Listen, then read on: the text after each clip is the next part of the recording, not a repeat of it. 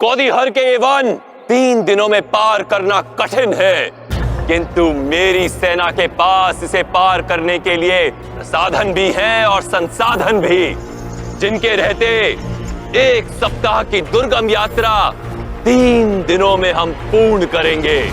इस असंभव समय सीमा को हमें संभव करना है। इसके लिए अब हम ना कहीं रुकेंगे और ना ही विश्राम करेंगे, निरंतर बढ़ते रहेंगे और 3 दिनों में हम सेल्यूकस से मिलेंगे, जिसकी सेना वन के उस ओर हमारी प्रतीक्षा कर रही है। मगध की आन, हमारी शान, मगध की शान, देंगे मगध के लिए प्राण। मगध की शान हमारी आन, मगध के लिए देंगे प्राण। चलो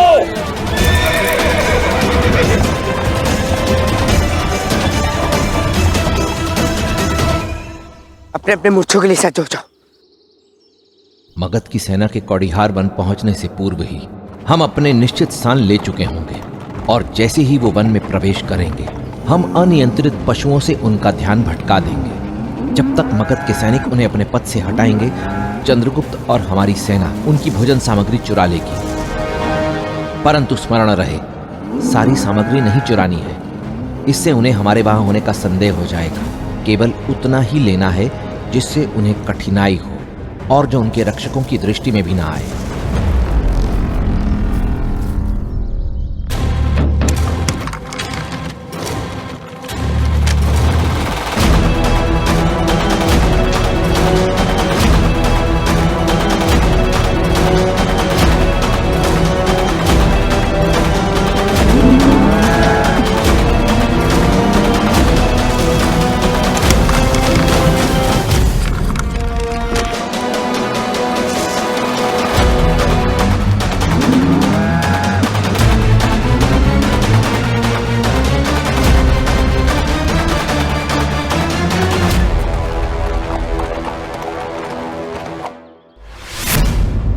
अद्भुत! ये तो हमारी सेना की आवश्यकता से कहीं अधिक है। ये तो अभी प्रारंभ है चंद्रगुप्त। अभी तो केवल उनकी भूख पर प्रहार किया है, अगला प्रहार उनकी प्यास पर होगा। और उनके मार्ग में आने वाला जल स्रोत एक तालाब है आचार्य, जो यहाँ से लगभग 50 कोस दूर है, और मगध सेना जलपान हेतु वहां अवश्य रुकेगी। इसका अर्थ है कि हमारे पास समय अत्यंत कम है, हमें मगध सेना से पूर्व ही वहां पहुंचना होगा। चंद्रगुप्त, ये औषधि का मटका ले जाना मत भूलना, ये हमारे लिए अत्यंत महत्वपूर्ण है। इसे उस तालाब के जल में मिलाना होगा और परिणाम मगध सैनिक दुर्बल हो जाएंगे।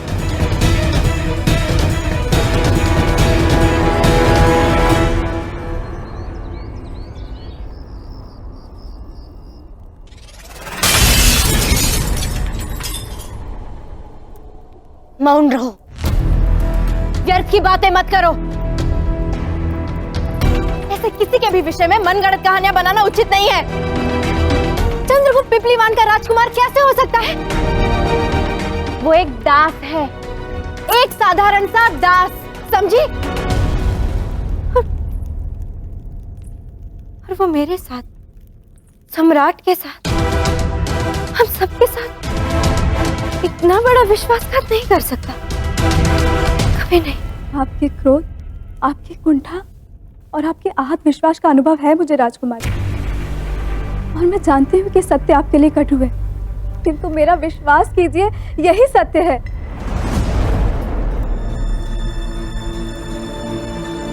स्वयं सोचिए, इसमें कुछ तो ऐसा था जो साधारण दास के व्यक्तित्व का हिस्सा नहीं था। स्मरण कीजिए किस प्रकार उसने सिंह को मात दी थी।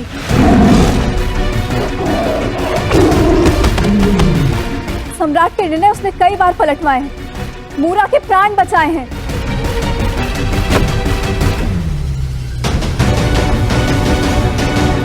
और सम्राट माते से अधिक विश्वास करने लगे थे उस पे। राजचित, मैं जानता हूं ये किसने किया है। आपके प्रिय दास चंद्रगुप्त ने। हाँ महिम, मैं सेनापति भद्रसाल की बात से सहमत हूँ। मुझे तुम लोगों की संकीर्ण विचारधारा पर खेद है। संसार में कुछ भी अहित हो जाए, तुम लोगों के लिए केवल वो दास ही है जो एक कारण है। मेरी माँ, आपकी दाई माँ, उन्हें तो भली भांति जानती है ना। पूरे मगध में उनकी स्वामी भक्ति और निष्ठा पे कोई संदेह नहीं करता। उन्होंने मुझे बताया है। बताइए, किस पे विश्वास करेंगी आप? उस चंद्रगुप्त पे या दाई माँ पे?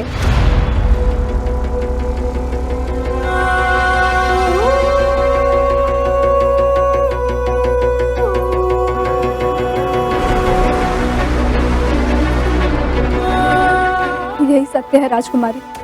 चंद्रगुप्त ने हम सभी के साथ छल किया है, क्योंकि पीपली वन का राजकुमार मगध सम्राट से अपने राज के विध्वंस का प्रतिकार लेना चाहता है, और इसके अतिरिक्त कुछ भी नहीं। मुझे अपना कर्तव्य ज्ञात है राजकुमारी जी, किंतु इस समय और भी कई ऐसे लोग हैं जिन्हें मेरी आपसे अधिक आवश्यकता है, जिनकी रक्षा करना भी मेरा ही दायित्व है।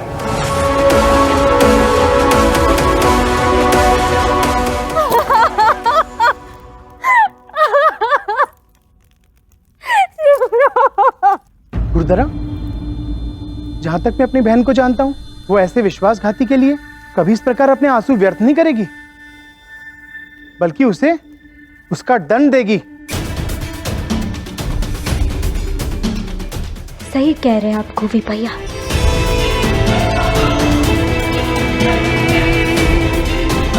चंद्रगुप्त को विश्वासघात का परिणाम भोगना होगा, और उसे उसके छल का दंड अवश्य मिलेगा।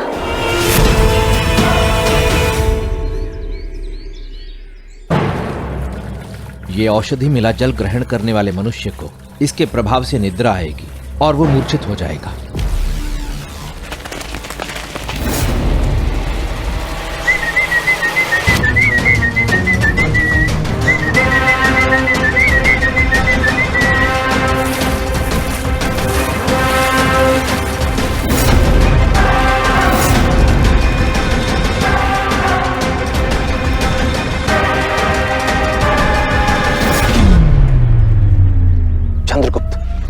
बुंदेलखंडी कटार वहीं छूट गई है। यदि मगध के सैनिकों ने देख लिया तो उन्हें संदेह हो जाएगा, सारा भेद खुल जाएगा।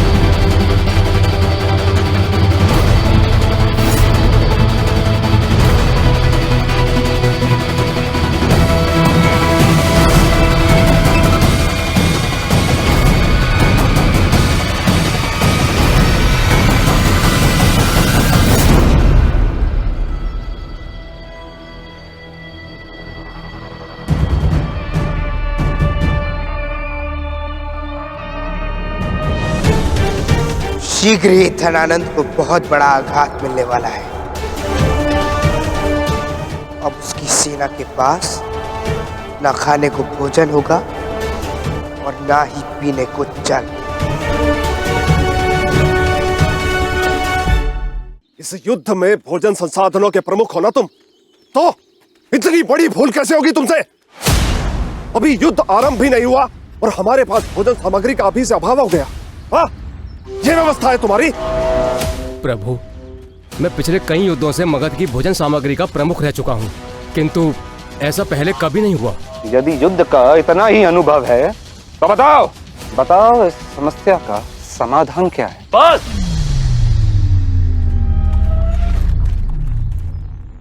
भोजन नहीं है तो सेना को पत्थर खिलाओ या जल पिलाओ।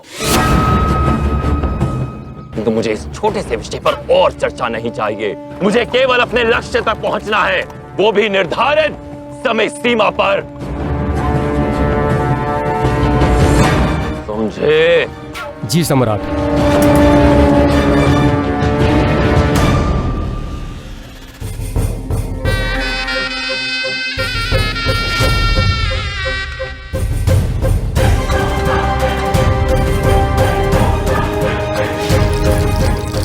सेना के लिए भोजन सामग्री कम कैसे पड़ सकती है? प्रतीत होता है कुछ तो अवश्य अनुचित हुआ है। उस क्षत्रिय सेना में चाणक्य नहीं था? हाँ सम्राट, उन क्षत्रियों के साथ केवल उनकी महारानी और तासी मोरा थी, वही उनकी सेना का नेतृत्व कर रही थी। नहीं था, इसका अर्थ यह है कि चाणक्य जीवित है। ना केवल वो, अपितु उसके साथ साथ उसका भावी सम्राट भी जीवित है। मैं पिछले कई युद्धों से मगध की भोजन सामग्री का प्रमुख रह चुका हूँ, किंतु ऐसा पहले कभी नहीं हुआ।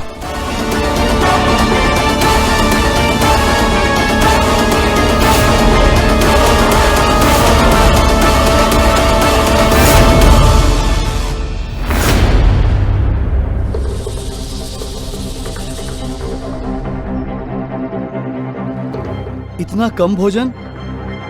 एक भूखी सेना इतना बड़ा युद्ध कैसे लड़ेगी? क्षमा करें साथियों, भोजन सामग्री का अभाव हो गया है। कृपया कर इतने भोजन में ही संतोष करें, किंतु फिर भी आप लोगों को तृप्ति ना हो तो ये जल पीकर अपना पेट भर सकते हैं। रुको! ये जल कोई ग्रहण नहीं करेगा। मां भाई, क्या हुआ? अवश्य इस जल में किसी ने कुछ मिलाया है।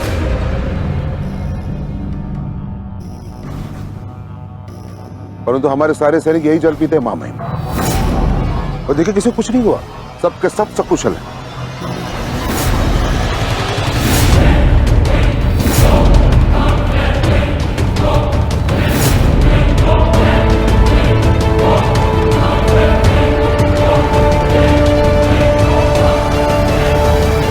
कोई वैद्य को बुलाओ।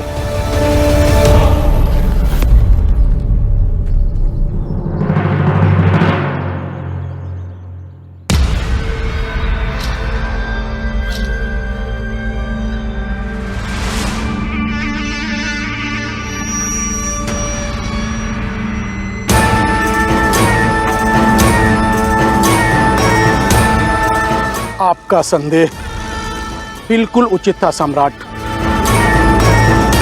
जल में किसी ने मूर्छित करने वाली औषधि डाल दी थी। परंतु ये कैसे संभव है? ये वन के तालाब का शुद्ध जल है। महामात्य, हमें एकांत में चर्चा करनी चाहिए। जी महामायु।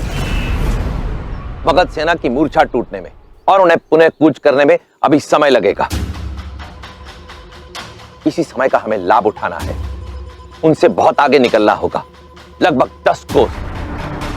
ये झाड़ियों से होकर जाता रास्ता, हम इन्हीं से आगे जाएंगे और अपनी आगे की योजना पर कार्य करेंगे।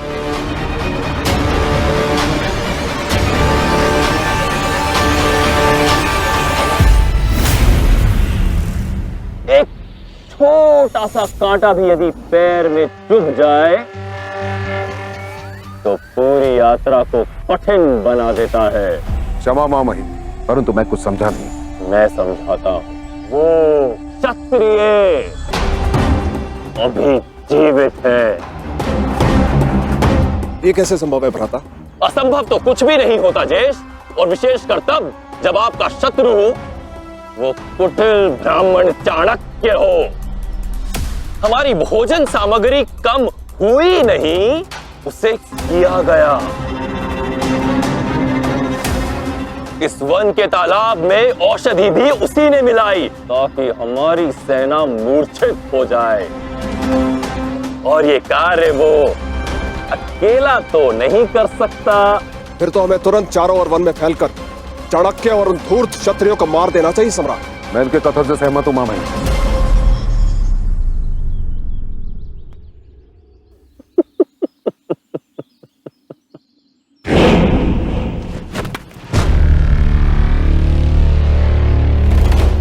उन्हें मारना तो दूर, आप उन्हें पकड़ भी नहीं पाएंगे जेश। पिपलीवन के क्षत्रिय छापामार युद्ध में पारंगत है। हमें कोई सुदृढ़ योजना बनानी होगी। तो हमें क्या करना चाहिए सम्राट?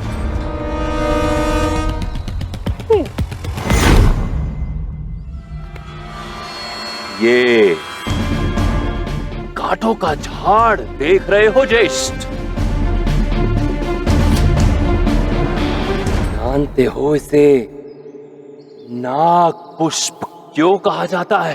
क्योंकि ये इतना विषक्त है कि इसके कांटे की एक चुभन से ये किसी को भी मौत की नींद सुला सकता है, और यही बनेगा चाणक्य और उन क्षत्रियों के मौत का कारण।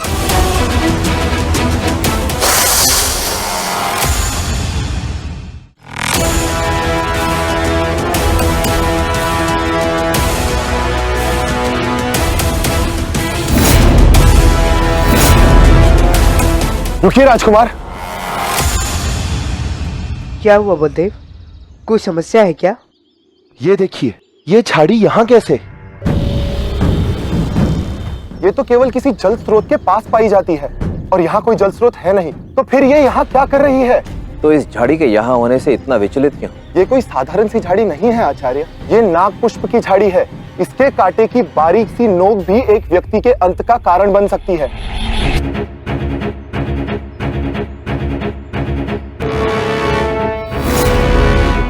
यदि इसका कांटा किसी को लग जाए तो पहले शरीर नीला पड़ने लगता है और कुछ दिनों पश्चात जब पूरा शरीर नीला पड़ जाता है वो व्यक्ति मृत्यु को प्राप्त हो जाता है। धन्यवाद बलदेव, अच्छा किया जो सबको बता दिया। सब लोग ध्यान से सुनो, ये नाग पुष्प की झाड़ी, इसके कांटे की छोटी सी खरोंच भी तुम्हें पीड़ादायक और धीमी मृत्यु की ओर ले जा सकती है। ध्यानपूर्वक चलना। राजकुमार चंद्रगुप्त, आपकी सुरक्षा हमारे लिए सर्वोपरि है।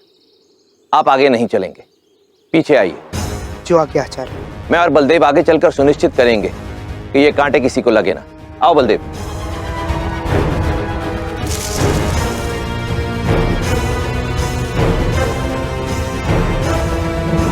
जैसे ही सैनिकों की मूर्छा टूटे उन्हें कूच करने का आदेश दे देना, तब तक शेष सेना नहीं रुकेगी। हमें शीघ्र ही अपने लक्ष्य तक पहुंचना है। अब इस वन में उन क्षत्रियों को ढूंढने की कोई आवश्यकता नहीं महामाते। शीघ्र ही मृत्यु का कांटा उन्हें ऐसा घाव देगा जो उन्हें सदा सदा के लिए शांत कर देगा। और उस मूर्ख ब्राह्मण चाणक्य ने जिसे भी मेरे विरुद्ध खड़ा किया है उसे भी मृत्यु की गोद में सुला देगा।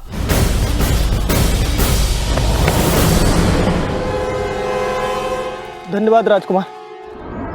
सावधान रहिए मत्सलदेव जी, हमें नाग पुष्पों से बचकर रहना होगा।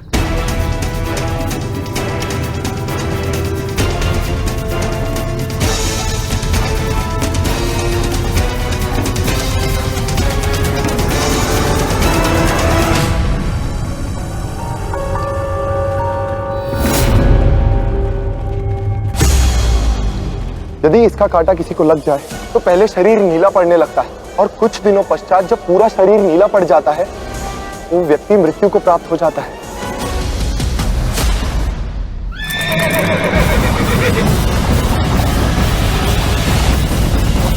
धनानंद को ज्ञात हो चुका होगा कि हम इसी वन में, और वो धूर्त ये भी समझ चुका होगा कि उसकी सेना से आगे निकलने के लिए हम इसी छोटे मार्ग का प्रयोग करेंगे।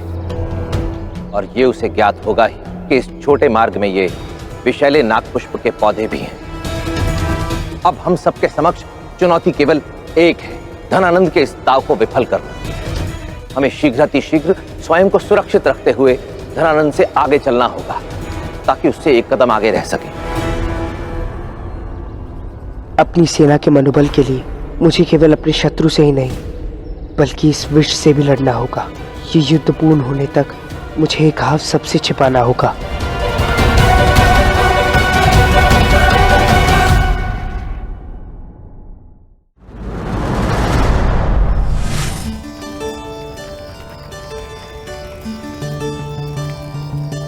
होलिका दहन प्रतीक है हमारी संस्कृति का, जो हमें यह बताता है कि बुराई पर अच्छाई की सदा विजय हुई थी। परंतु इस प्रथा में एक गूढ़ रहस्य भी छिपा है। होलिका के पास अग्नि में ना जलने का वरदान था, फिर भी वो अग्नि में जलकर स्वाहा हो गई। और प्रहलाद, उसका बाल भी बांका नहीं हुआ। कारण प्रहलाद के प्रयास और विश्वास दोनों अडिग थे। ऐसा नहीं है कि संसार में बुराई की विजय नहीं होती, होती है, परंतु केवल उन पर जो अपने कर्म में अटल नहीं होते। स्मरण रहे, यदि आपकी मंशा सच्ची है, प्रयास निरंतर और विश्वास अडिग है, तो भीषण से भीषण अग्नि भी आपको क्षति पहुंचाने की बजाय आपके शत्रु के अंत का कारण बन सकती है। नीतियां मेरी, नियति आपकी।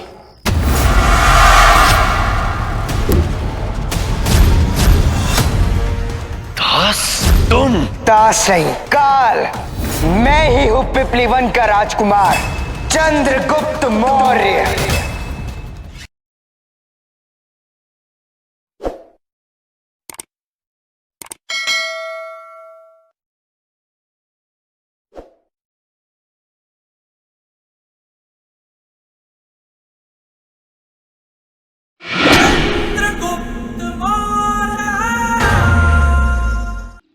आचार्य, हमें शीघ्र ही असाका नरेश वज्रबाहु को यह संदेश पहुंचा देना चाहिए कि वो सेल्यूकस पर आक्रमण के लिए सज्ज हो जाए, और यहाँ वन में हम धनानंद को रोक कर रखेंगे ताकि असाका नरेश सेल्यूकस को परास्त करके हमसे जुड़ जाए और हम साथ मिलकर धनानंद को परास्त कर दें। चंद्रगुप्त, कई बार तुम्हारे सटीक आकलन को देखते हुए मुझे ऐसा प्रतीत होता है कि स्वतंत्रता के इस युद्ध में तुम्हें किसी की भी आवश्यकता नहीं, स्वयं मेरी भी नहीं। मेरा तो ज्ञात नहीं, किंतु अखंड भारत को आपकी आवश्यकता अवश्य है।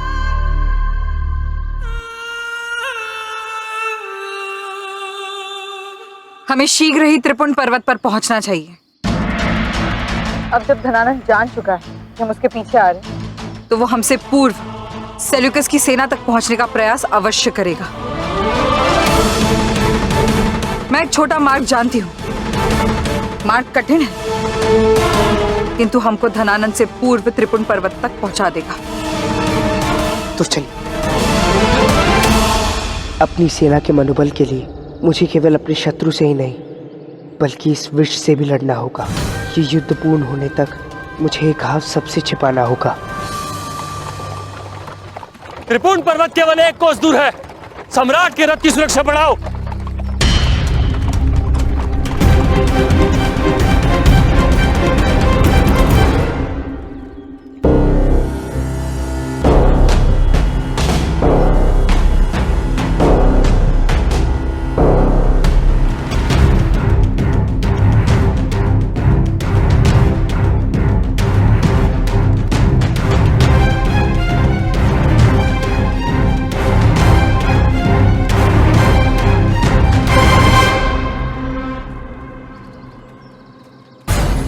माँ, आप चलिए, मैं आपको पर्वत के शिखर पर मिलता हूँ।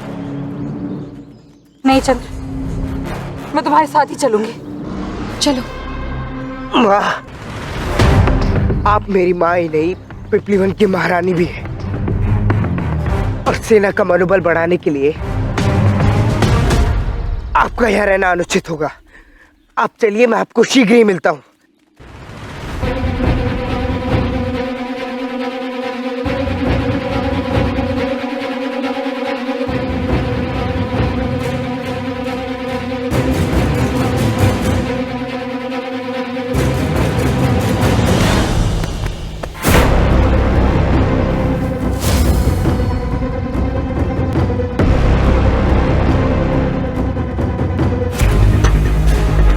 जब तक तुम्हारी माँ जीवित है, तुम्हें अपने लक्ष्य से फिसलने नहीं देगी। आओ पर।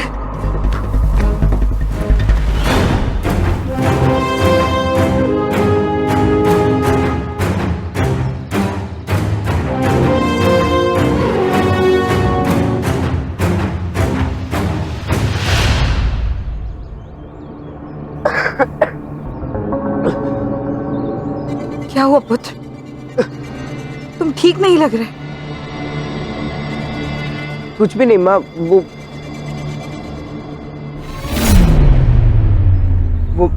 हे ईश्वर,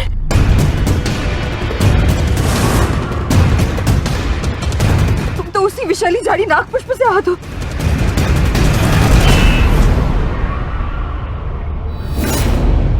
हम हमारे लक्ष्य के पास पहुंचने वाले हैं माँ। हमारा लक्ष्य धनानंद, वो हमारे सामने ही है। वो देखिए।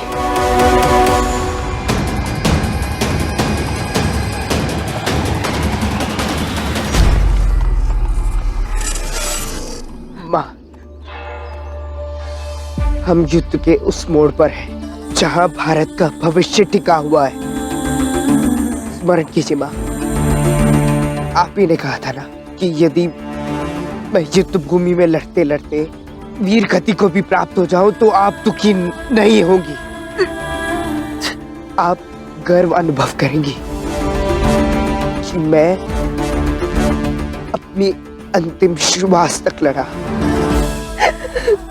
स्मरण है ना माँ, यदि हमारी सेना को मेरे घायल होने का पता चला तो उनका आत्मविश्वास और मनोबल दोनों ही टूट जाएगा। और ये मैं कदापि नहीं चाहूंगा। चंद्रगुप्त, शत्रु की सेना समक्ष खड़ी है, आक्रमण का समय हो गया है, सज्ज हो जाओ। जी आचार्य।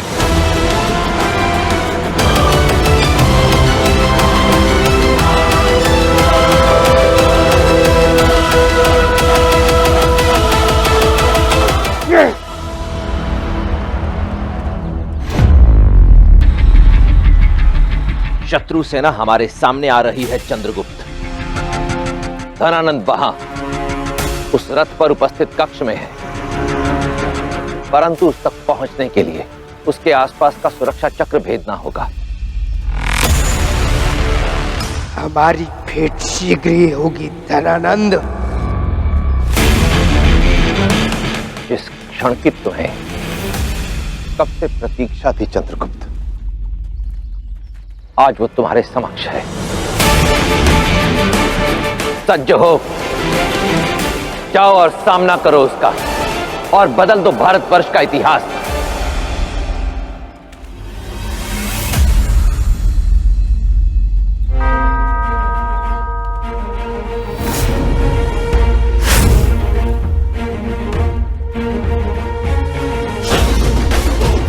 शत्रु हो खंड खंड, हो श्रेष्ठ मेरा भारत अखंड।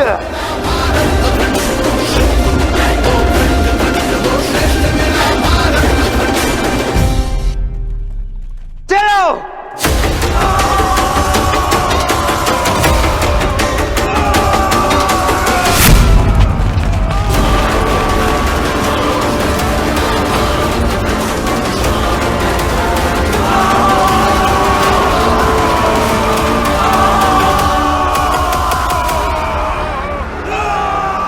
सम्राट के रथ की रक्षा करो।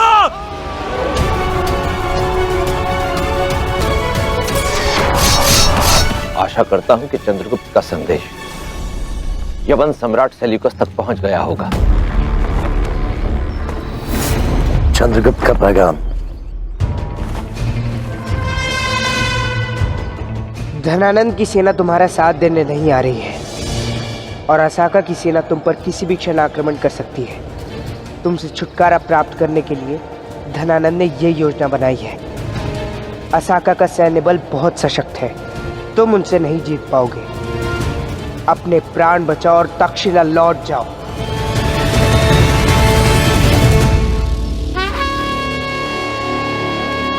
शाह, असाका की फौज ने हम पर हमला कर दिया है।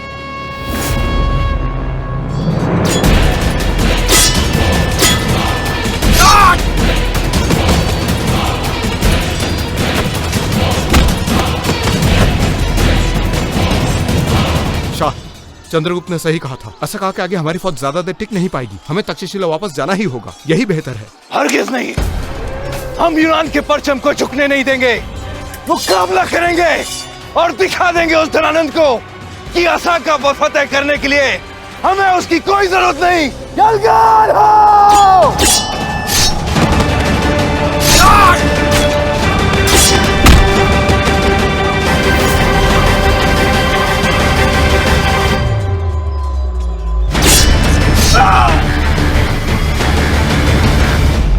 आचार्य चाणक्य का कथन सही था। ये यवन इतनी सरलता से हार नहीं मानेंगे। सैनिकों, आगे बढ़ो! आक्रमण!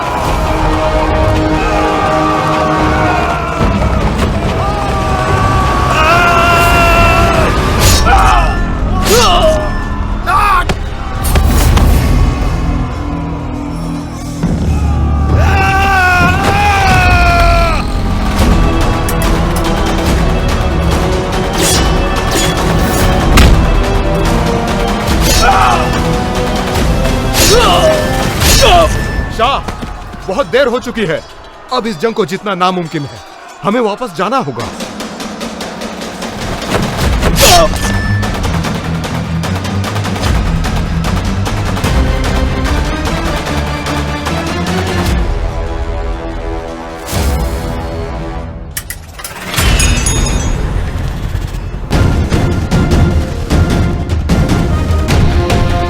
प्रसन्न हूं मैं जो अपेक्षा से पूर्व ही ये युद्ध समाप्त हो गया है।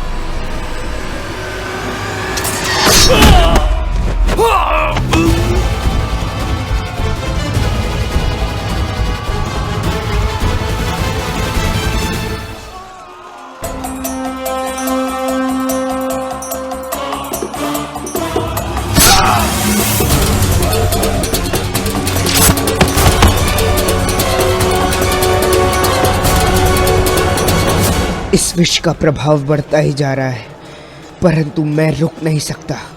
मुझे शीघ्र ही धनानंद तक पहुंचना होगा।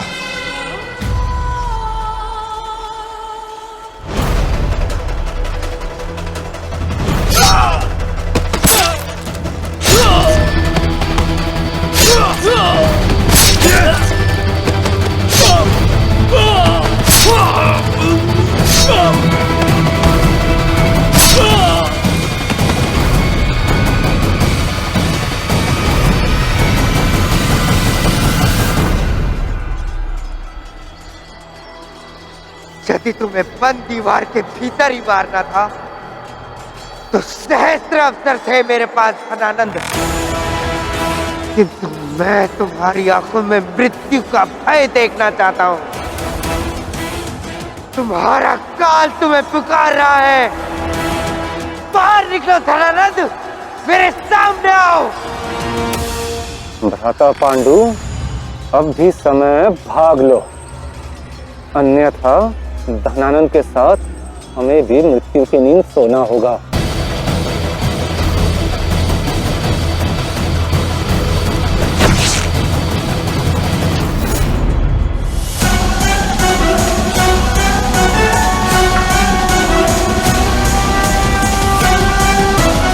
धनानंद!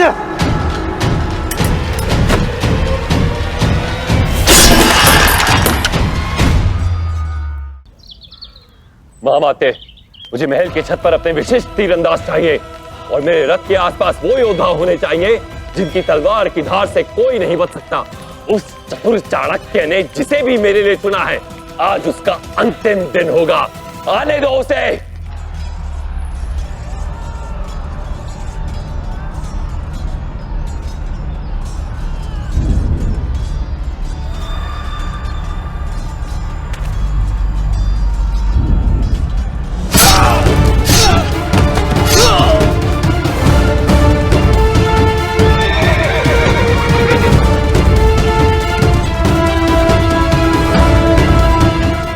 साका की सेना?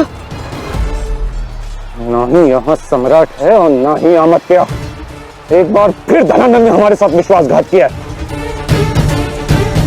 चलो कैमरत, निकलो यहाँ से।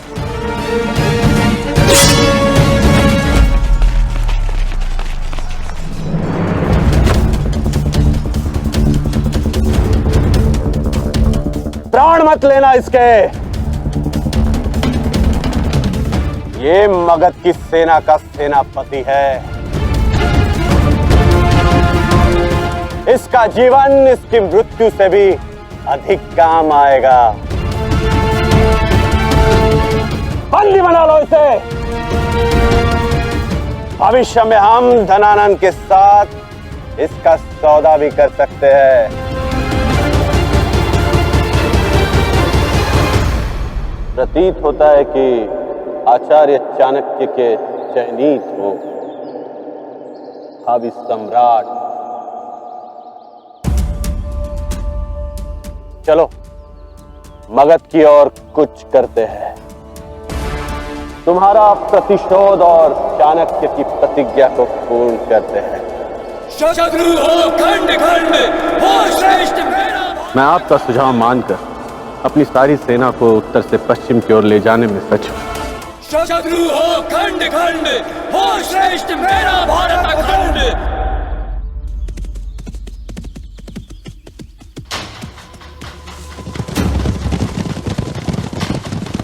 पांडु और कैरावत भैया यहाँ?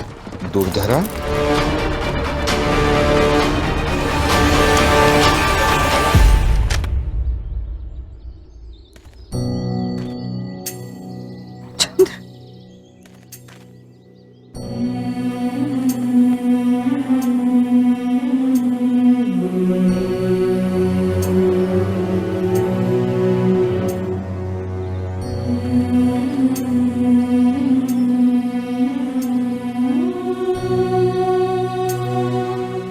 औषधि ले लो,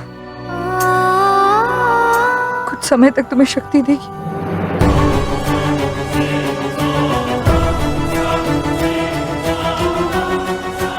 आज चाहे जो हो जाए तुम्हारा और मेरा सामना होकर रहेगा धनानंद। चंद्रगुप्त पीपली वान का राजकुमार है? हाँ भाई, वो भाई से अपना प्रतिकार लेने आया है। इससे पहले कि वो भाई पर हमला करे मुझे उन्हें सतर्क करना होगा। किंतु आप दोनों यहाँ क्या कर रहे हो? आपको तो उनके साथ युद्ध में होना चाहिए। दुर्धरा, जैसा तुम धनानंद के बारे में सोचती हो वैसा नहीं है। कुछ ही क्षण पहले उसने हमारे साथ विश्वासघात किया। हमें युद्ध भूमि में मरने के लिए छोड़कर स्वयं महल की ओर रवाना हो गया।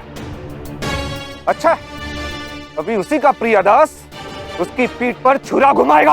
ये आप क्या कह रहे हैं? सच से कह रहे व्रत। उस विश्वासघाती के साथ विश्वासघाती होना चाहिए।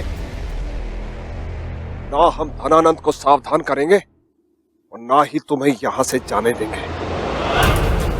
स्मरण रहे, यदि मुझे खरोच भी आई तो भाई पाताल से निकालकर तुम दोनों को मार डालेंगे।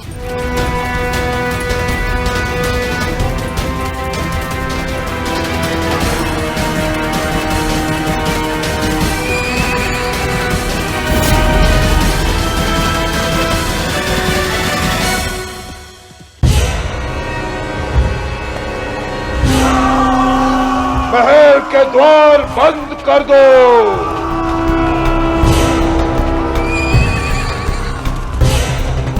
राजकुमारी दुर्धरा, मुझे सम्राट से मिलना है तुरंत। सम्राट से मिलना असंभव है। युद्ध सज्जा में व्यस्त है क्योंकि शत्रु हमारे द्वार तक आ चुका है। वो मैं कुछ नहीं जानती। मुझे सम्राट से मिलना है इसी क्षण। क्षमा करें राजकुमारी। रक्षकों, शीघ्र राजकुमारी को उनका कक्ष तक सुरक्षित ले जाओ। अमात्य, आप ये उचित नहीं करिए। मुझे सम्राट से मिलना है। अपने अपने स्थान ले लो वीरों, समय हमारा है। जाओ।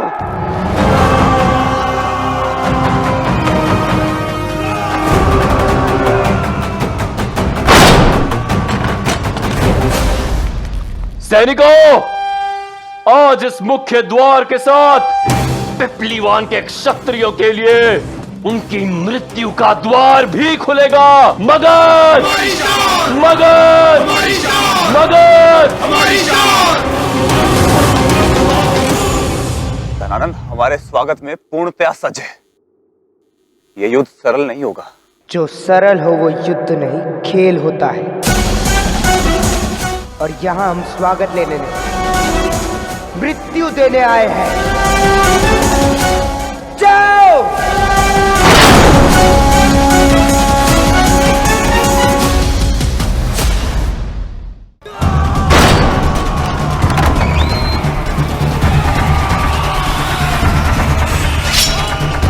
आगे बढ़ो।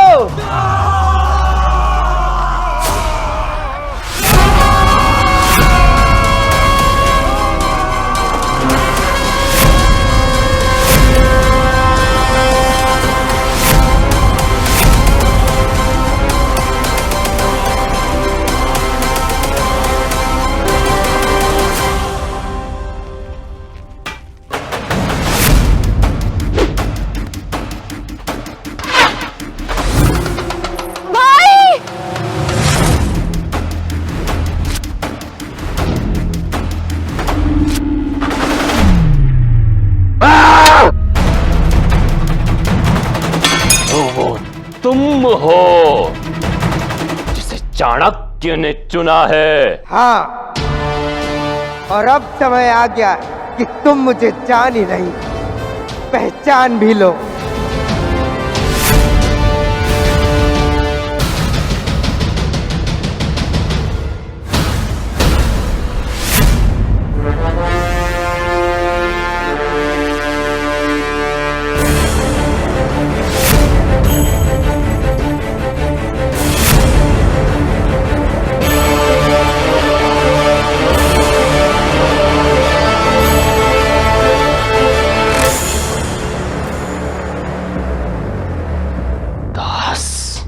तुम दास नहीं, तुम्हारा काल हूं मैं ही हूं सम्राट चंद्रवर्धन मौर्य और महारानी मूरा का पुत्र, पिपली वन का राजकुमार चंद्रगुप्त मौर्य।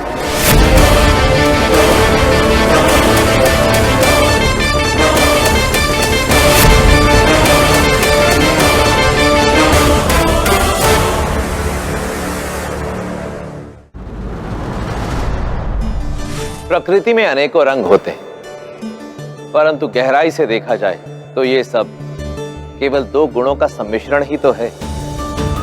श्वेत रंग को ही लें। श्वेत रंग में किसी भी रंग को मिलाया जाए, श्वेत रंग उसमें घुल मिलकर एक नए रंग का निर्माण कर देता है। ऐसे वहीं दूसरी ओर काले रंग में कोई भी रंग मिलाया जाए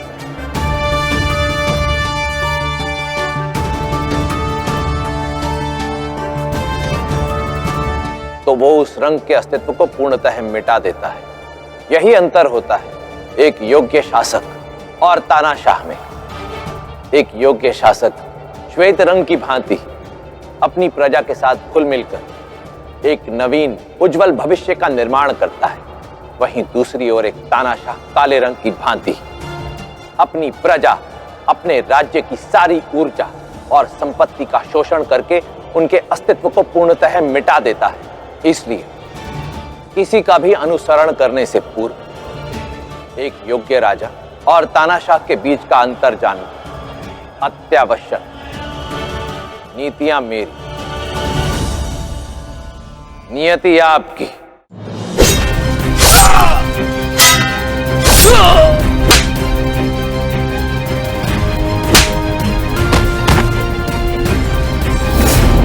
चंद्र!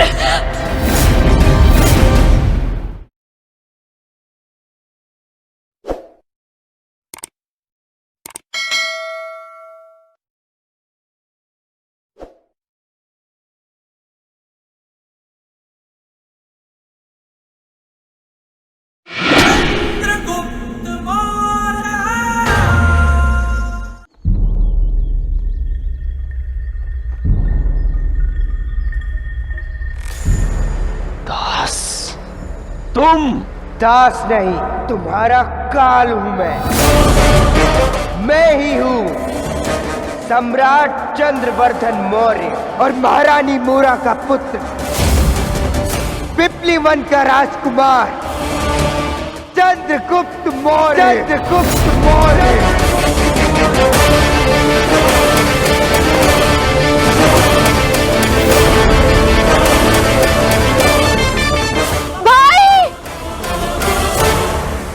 धनुर्धरा, तुम अंदर जाओ।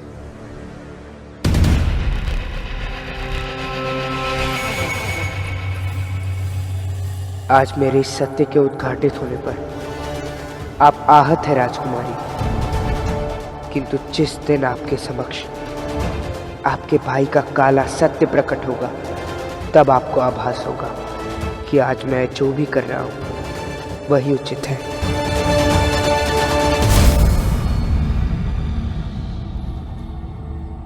कदाचित इन शीशों के कटने से अधिक आनंद आपको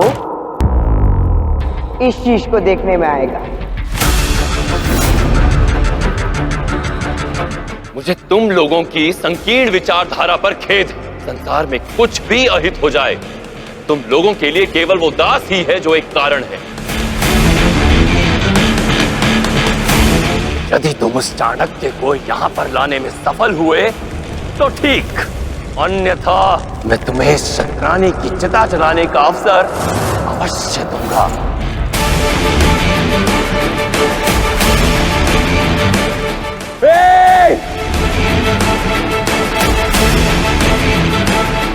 जिस शिखा का तूने आज अपमान किया, मैं उसी शिखा की शपथ लेता हूं कि तेरे नंद वंश का समूल नाश कर दूंगा। धनानंद, तुझे इस सिंहासन से उखाड़ कर यहाँ एक योग्य शासक को बिठाऊंगा।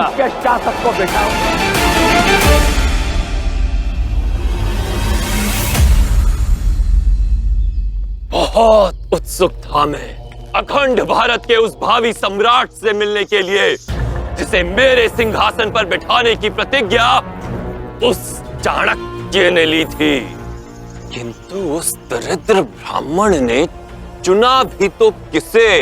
मेरे ही तिल चट्टे को।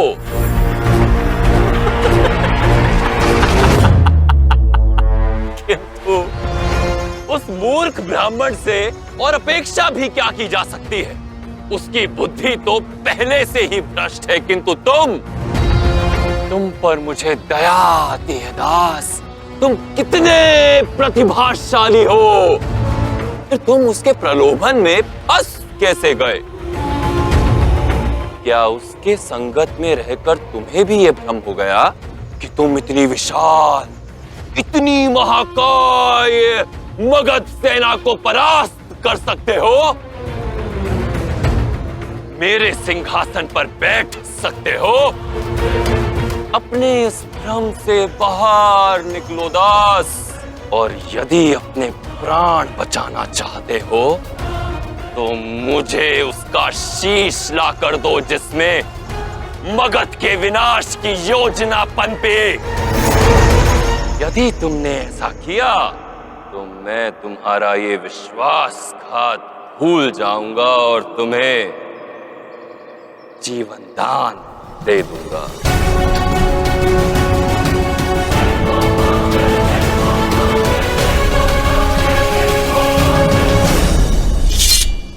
इससे पहले कि मैं अपना मन बदलूं और तुम्हें मौत के घाट उतार दूं, उसका शीश लेकर आओ दास।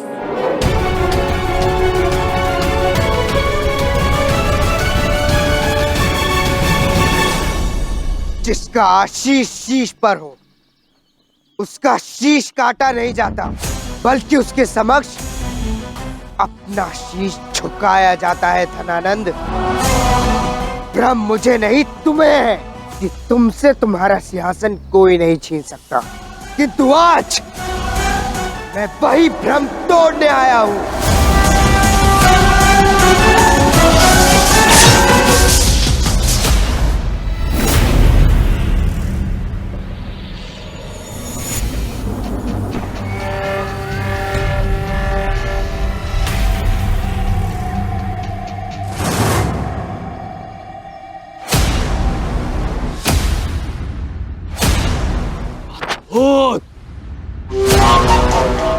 मैंने ये पाश महामात्य को ना देकर तुम्हें दिया,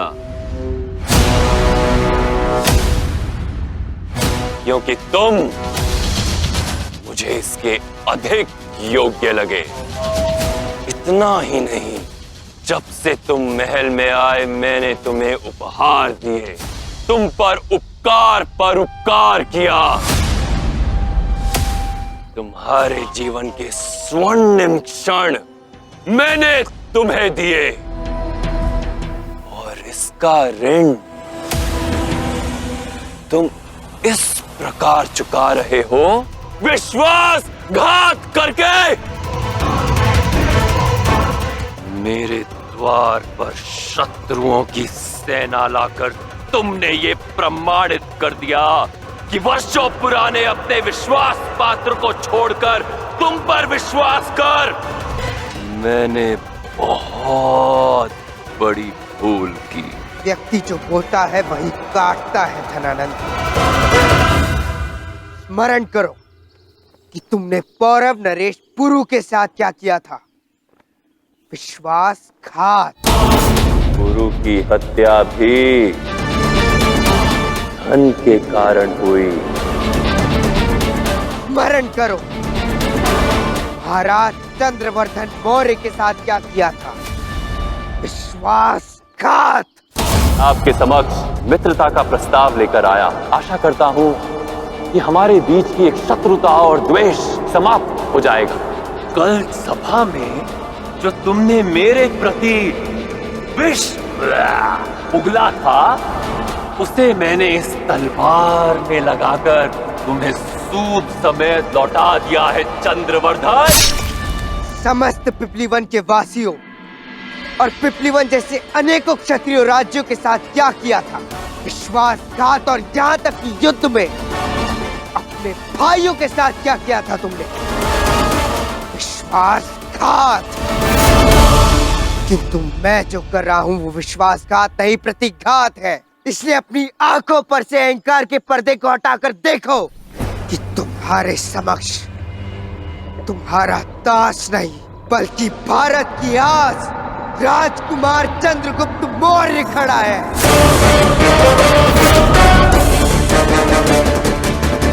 उस पिपलीवन का राजकुमार जिससे तुमने उसका सब कुछ छीन लिया था। माता, पिता, राज्य, स्वतंत्रता, जीने का अधिकार और सम्मान, सब कुछ। तुम्हारे समक्ष वो पुत्र खड़ा है जिसके पिता की तुमने निर्मम हत्या की थी, जिसकी मां को दासी बनाकर उसे अपमानित करते रहे। तुम्हारे समक्ष वो शिष्य खड़ा है जिसके गुरु का तुमने मान भंग किया था धनानंद। तू केवल एक माटी का कण है जो किनारे पर रहकर मेरी चरण वंदना तो कर सकता है, किंतु यदि मार्ग में आया तो बहा दिया जाएगा। और वो भी केवल इसीलिए कि वो भारत को एक स्वर्णिम इतिहास देना चाहते थे। वो तुम ही हो जिसने विश्वासघात किया इस मातृभूमि से। वो मातृभूमि जिससे तुम्हारा स्वार्थ कभी स्वतंत्र ही नहीं होने देना चाहता। तुमसे तुम्हारी प्रत्येक छल का प्रतिकार लूंगा मैं। प्रतिकार। दासत्व की बेड़ियां तो टूट गई, किंतु अब भी तुम मूर्खता की बेड़ियों में फंसे हो दास। महामात्य महामहिम, मूरा कहाँ है? अपने पति को अपनी आंखों के समक्ष मरता देखा था ना उसने? तो मैं चाहता हूं अपनी संतान को भी अपनी आंखों के समक्ष मरते देखने का सौभाग्य प्राप्त हो उसे। मूरा की अनुपस्थिति में इस दास को मारने का आनंद धनानंद को प्राप्त नहीं होगा।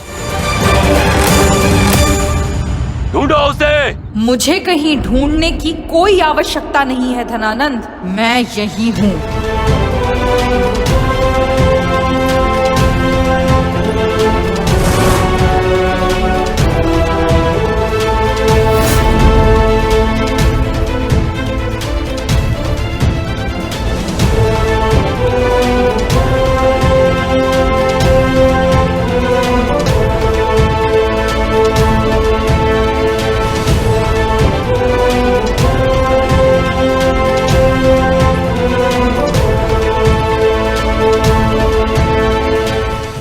छुपी का खेल अब बहुत हो गया धनानंद।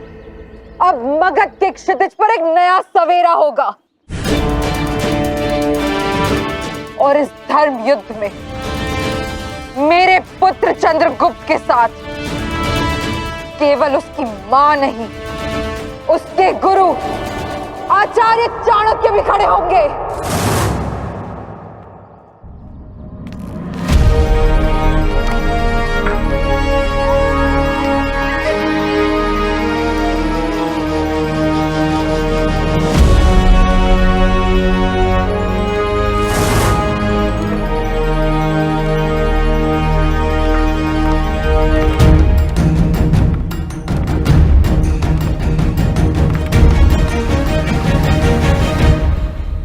आशा करता हूं कि तुम सज्ज हो धनानंद, क्योंकि आज युद्ध है धर्म और अधर्म का, जहां अधर्म के प्रतिनिधि अर्थात तुम्हारी पराजय हो और चंद्रगुप्त की इस युद्ध में विजय के साथ मेरी प्रतिज्ञा पूर्ण हो।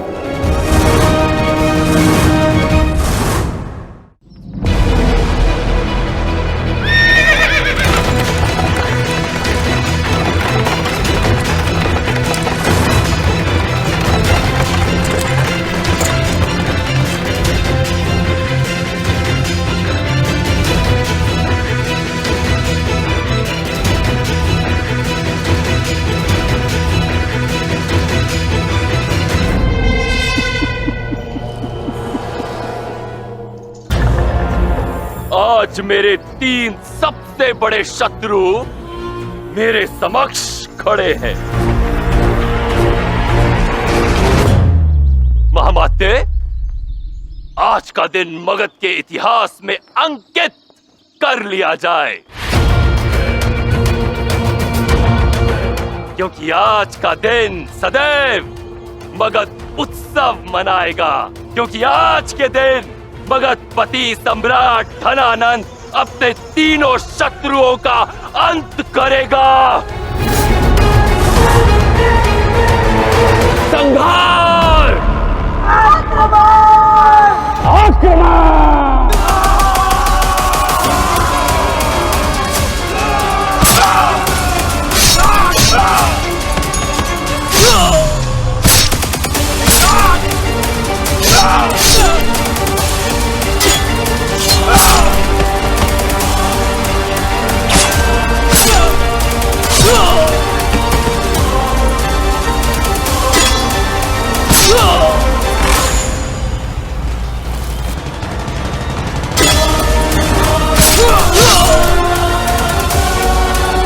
कितने उत्कृष्ट श्रेणी के शस्त्र है ना धनानंद, परंतु तुम्हारे लिए खेद की बात है कि तुम्हारे मगध के सैनिकों के पास नहीं है, पीपली वन के क्षत्रियों के पास है। केवल उत्तम श्रेणी के शस्त्र खरीद कर ही स्वयं को बलि समझने वाला तुम्हारी भांति मूर्ख होता है धनानंद। तुम्हारे ये विशेष शस्त्र जो बुंदेलखंडी इस्पात से बने चंद्रगुप्त ने ही चुराए थे।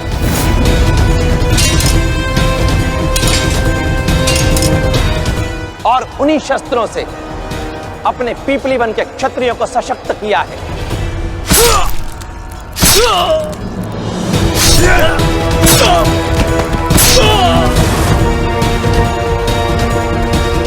किसी ने सत्य ही कहा, उत्तम शस्त्र योग्य व्यक्ति के हाथ में ही शोभा देते। क्यों धनानंद?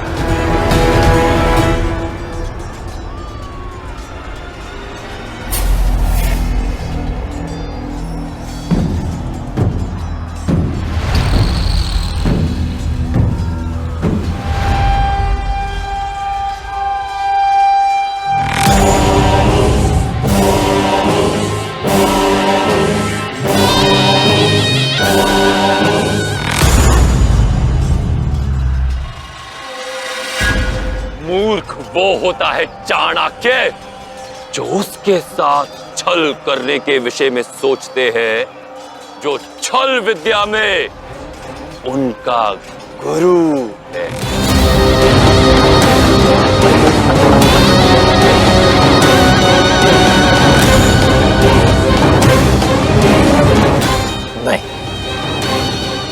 असका राज्य हमारे साथ ऐसा छल नहीं कर सकता।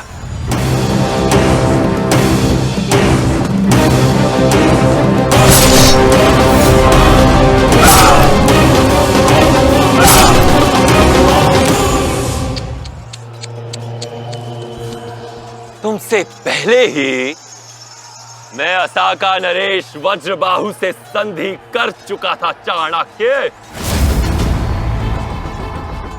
मेरी सोच को ललकारा था ना तुमने। अब देखो, तुमसे 100 कदम आगे की सोच रखी है मैंने। अब ना तुम्हारी प्रतिज्ञा पूर्ण होगी और ना ही बचेगा तुम्हारा भावी सम्राट। वध कर दो सबका।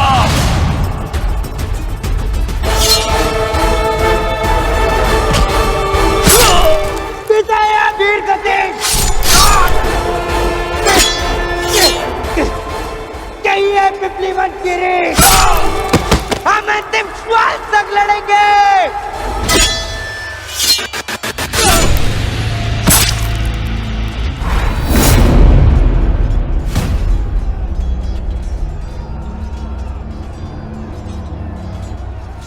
हमारे साथ ये छल क्यों असाका नरेश? हमने धनानंद की सेना को इसलिए रोका ताकि आप सेल्यूकस की सेना को परास्त कर सके, और हमारे साथ ही विश्वासघात। विश्वासघात तो आपकी दृष्टि में है आचार्य, मेरी दृष्टि से देखो तो यह आत्मरक्षा है। और धनानंद ने मुझे वचन दिया है कि यदि मैं इस युद्ध में उसके साथ हो जाऊं तो वो असाका की धरती पर कभी भी कदम नहीं रखेगा। और आप कदाचित ये भूल रहे कि एक शासक होने के नाते मेरे लिए मेरी प्रजा ही सर्वोपरि है। आपके स्वप्न के लिए पिपलीवन की तरह मैं अपने राज्य, अपनी प्रजा का नाश नहीं कर सकता आचार्य। आगे बढ़ो, आप मूर्खता कर रहे हैं वज्रबाहु।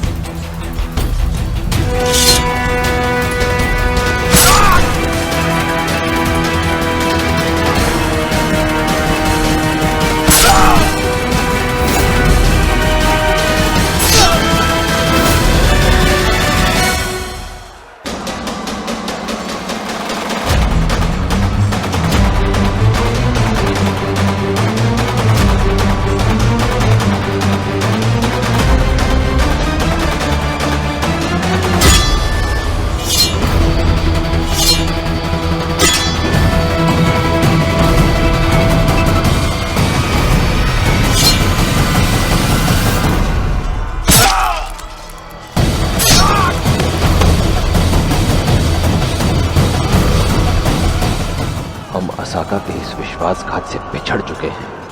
अब इस युद्ध में हमारी विजय संभव नहीं।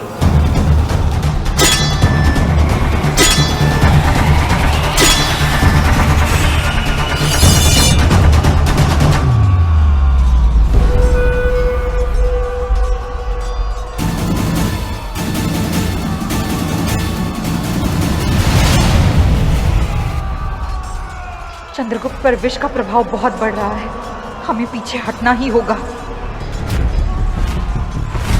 आचार्य, हमें किसी तरह से इसे वापस ले जाना है।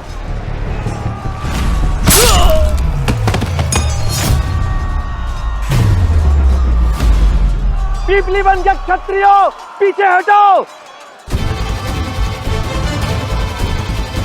नहीं आचार्य, अब मैं नहीं लौटूंगा। अब या तो विजय प्राप्त होगी या फिर वीर गति। आओ दास, अपनी मृत्यु की ओर आओ।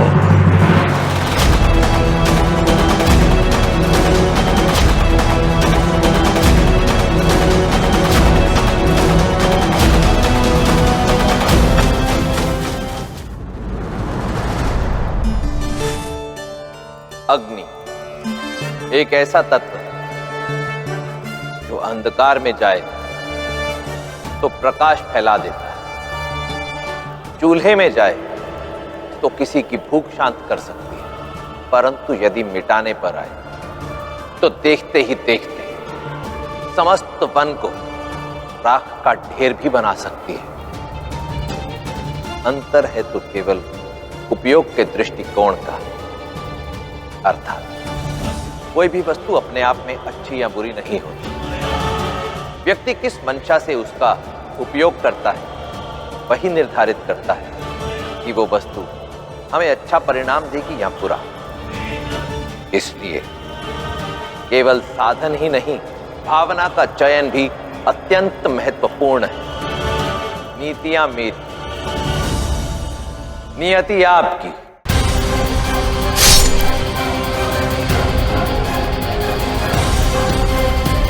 चंद्र!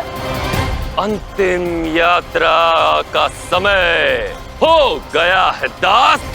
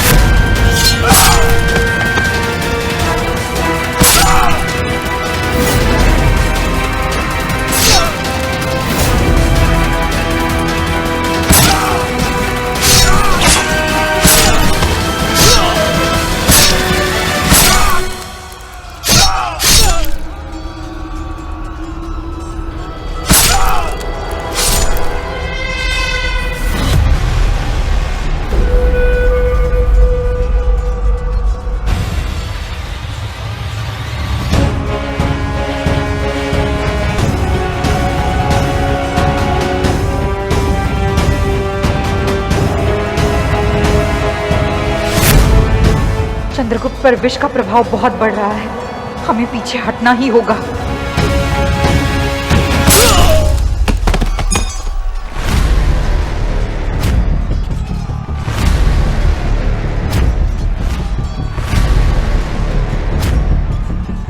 हम असाका के इस विश्वासघात से पिछड़ चुके हैं। अब इस युद्ध में हमारी विजय संभव नहीं। पीपली बन के क्षत्रियो पीछे हटो। नहीं आचार्य, अब मैं नहीं लौटूंगा। अब या तो विजय प्राप्त होगी या फिर वीर गति। आओ दास, अपनी मृत्यु की ओर आओ।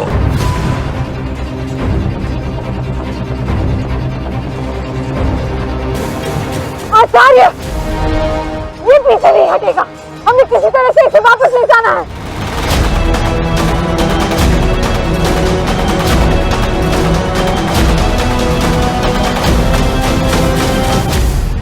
ये दिन भी देखना था मगध सम्राट की इस तलवार को। एक दास का रक्त चखना होगा उसे। नहीं धनानंद, अब भगत की ये भूमि एक नापित नंद का रक्तपान करके अपनी प्यास बुझाएगी।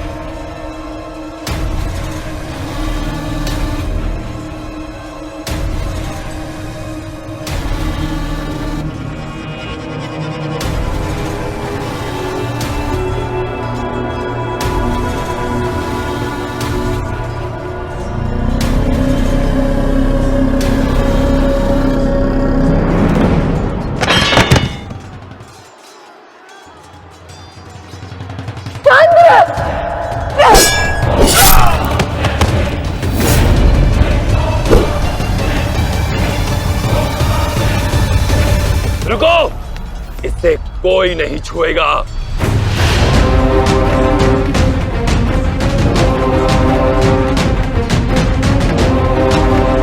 अंतिम यात्रा का समय हो गया है दास।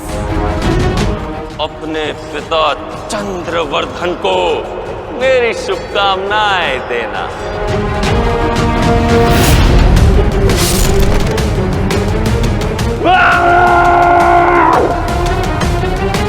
चंद्रगुप्त!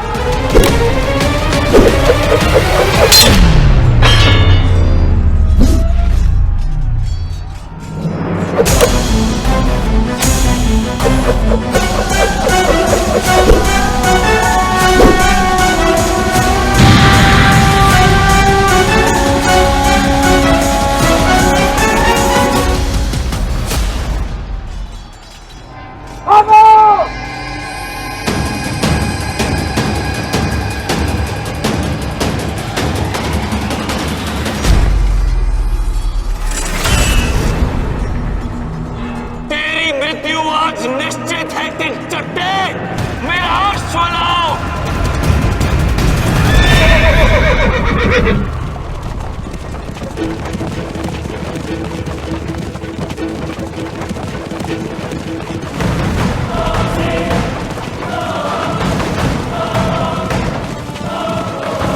महारानी मूरा, जब आपको पता था कि चंद्रगुप्त नागपुष्प के विष से आहत है, तो आपने मुझे सूचित क्यों नहीं किया?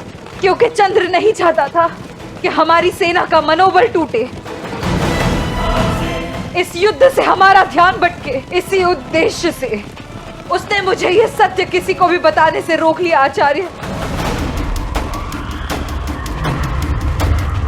मुझसे भी अधिक हठी है मेरा शिष्य।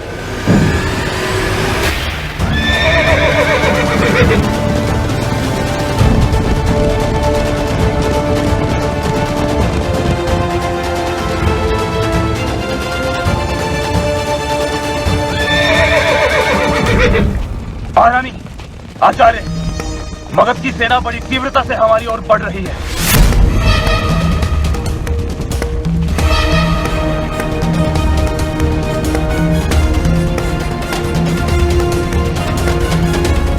मगध के सभी निकास द्वार बंद कर दिए गए हैं आचार्य। ऐसे में हमारे समक्ष केवल एक ही पर्याय शेष है। हमें नदी का मार्ग लेना होगा। रथ पूर्वी दिशा की ओर लो।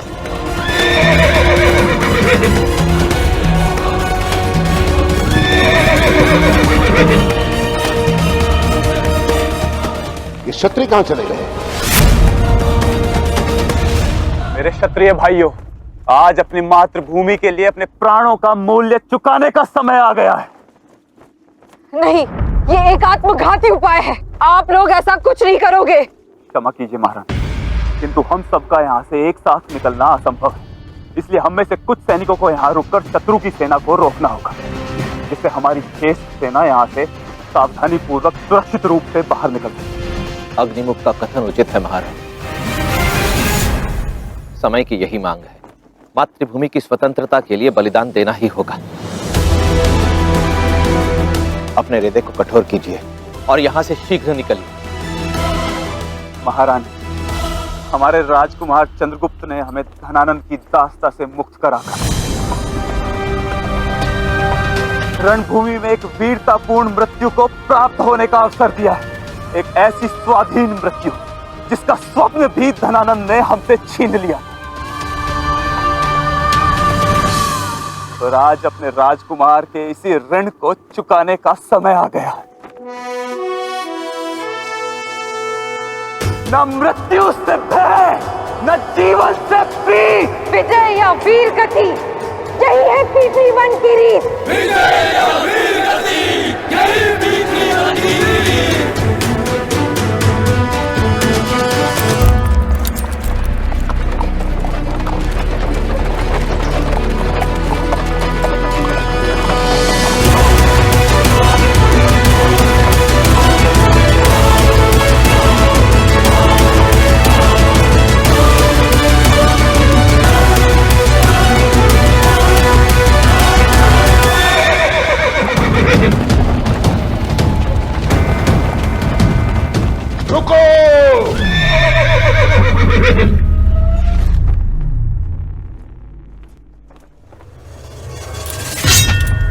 सज हो जाओ मेरे क्षत्रिय भाइयों, आज हमें धनानंद से गत 12 वर्षों का प्रतिशोध लेने का स्वर्णिम अवसर मिला है।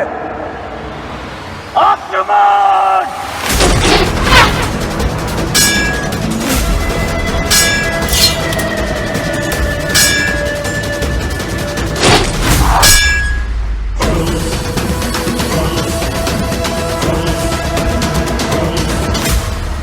आक्रमण! आक्रमण!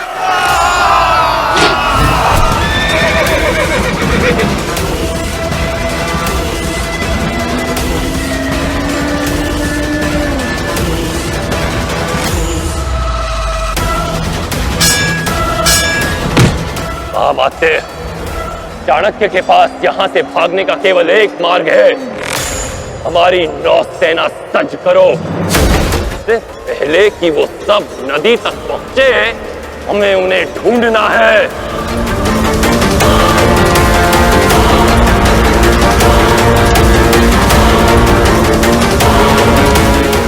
चलिए।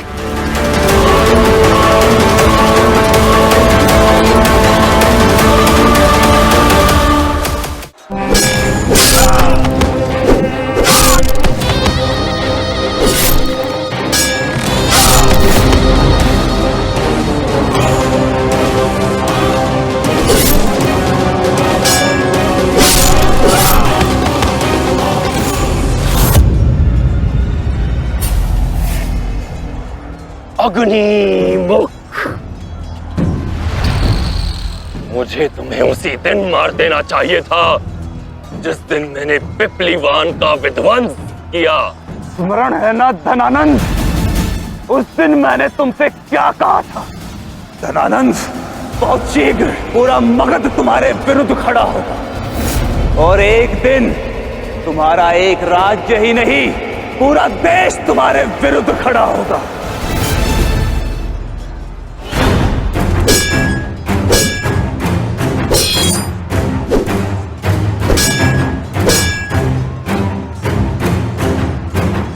आज वो समय आ गया है धनानंद, तुम्हारे जीवन की उल्टी गिनती आरंभ हो चुकी है। यदि अपने प्राण बचाना चाहता है तो भाग यहाँ से। मैं भागूं? मैं? भाग तो वो रहा है, तुम्हारा राजकुमार, वो तिलचट्टा। मैं नहीं मरूंगा, मरेगा वो, और उससे पूर्व मरोगे तुम, अग्निमुख।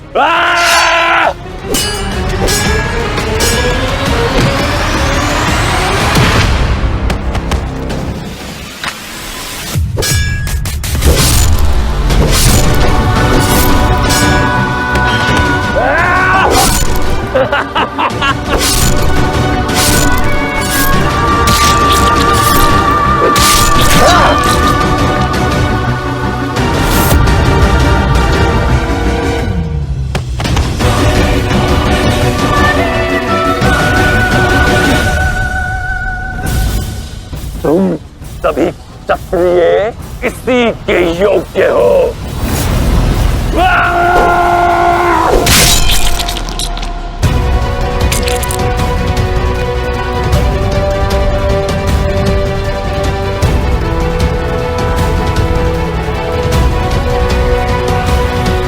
तिलचट्टे!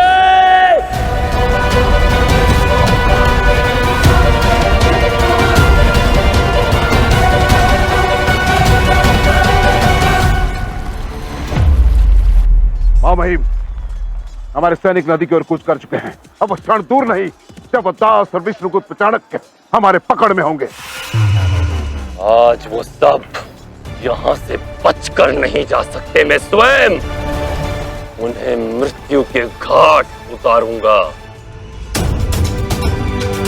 चंद्रगुप्त, चंद्र, तुम मर नहीं सकते चंद्रगुप्त। तुम्हें उस दुष्ट धनानंद का काल बनकर उसका संहार करने वापस लौटना है। तुम मर नहीं सकते।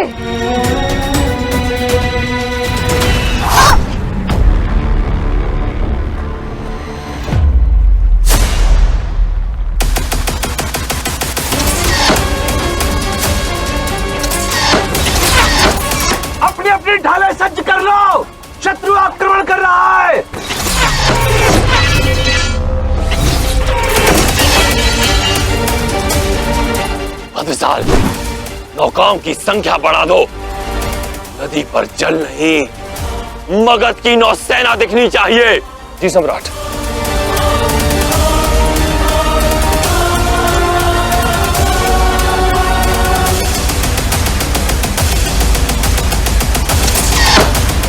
शीघ्र करो।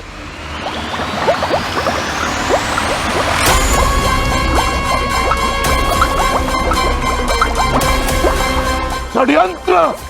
धूर्त क्षत्रियों ने हमारी नौकाओं में छिद्र कर दिए हैं। ये मत समझना कि तुम्हारी इस छोटी सी चाल से तुम और तुम्हारा वो विश्वासघाती शिष्य मुझसे बच जाएगा।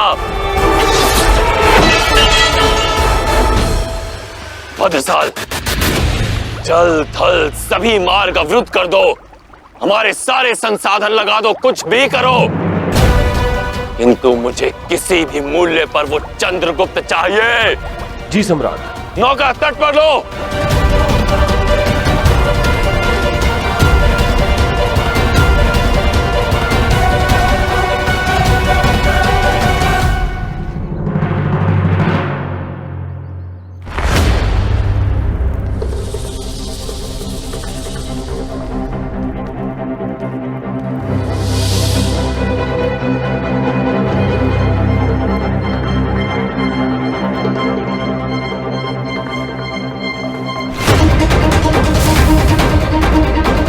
आज का दिन अपनी स्मृति में रेखांकित कर ले धनानंद, क्योंकि ये दिन तुझे उस दिन अवश्य स्मरण आएगा जिस दिन मैं तुझे राजा से राज्य बनाऊंगा। जिस शिखा का तूने आज अपमान किया, मैं उसी शिखा की शपथ लेता हूं कि तेरे नंद वंश का समूल नाश कर दूंगा धनानंद। तुझे इस सिंहासन से उखाड़ कर यहाँ एक योग्य शासक को बिठाऊंगा, योग्य शासक को बिठाऊंगा।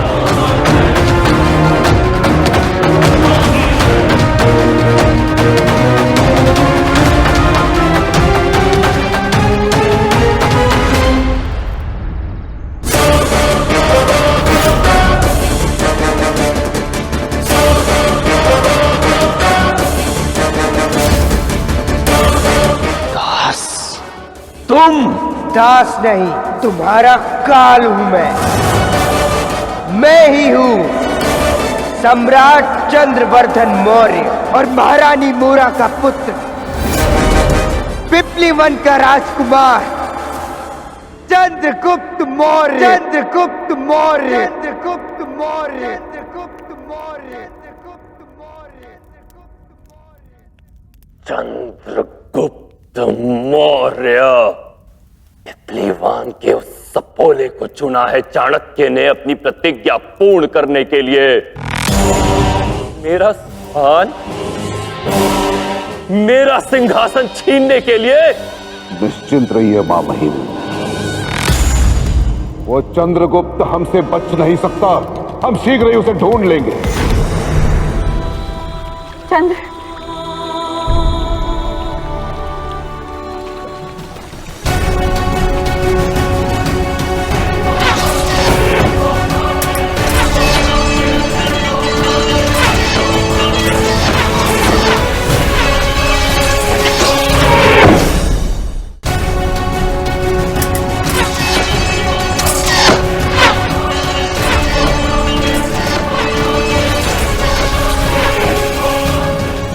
ये तो मैं भी जानता हूं कि चंद्रगुप्त हमसे बच नहीं पाएगा, शीघ्र ही वो मेरा बंदी होगा, किंतु मेरी चिंता का विषय ये है कि कहीं उसकी मृत्यु का कारण कुछ और ना हो जाए। क्षमा करें मां महिम, मैं कुछ समझा नहीं। नागपुष्प। महामात्य, चंद्रगुप्त उस विषैली झाड़ से आहत है। मैंने स्वयं अपनी आंखों से देखा था।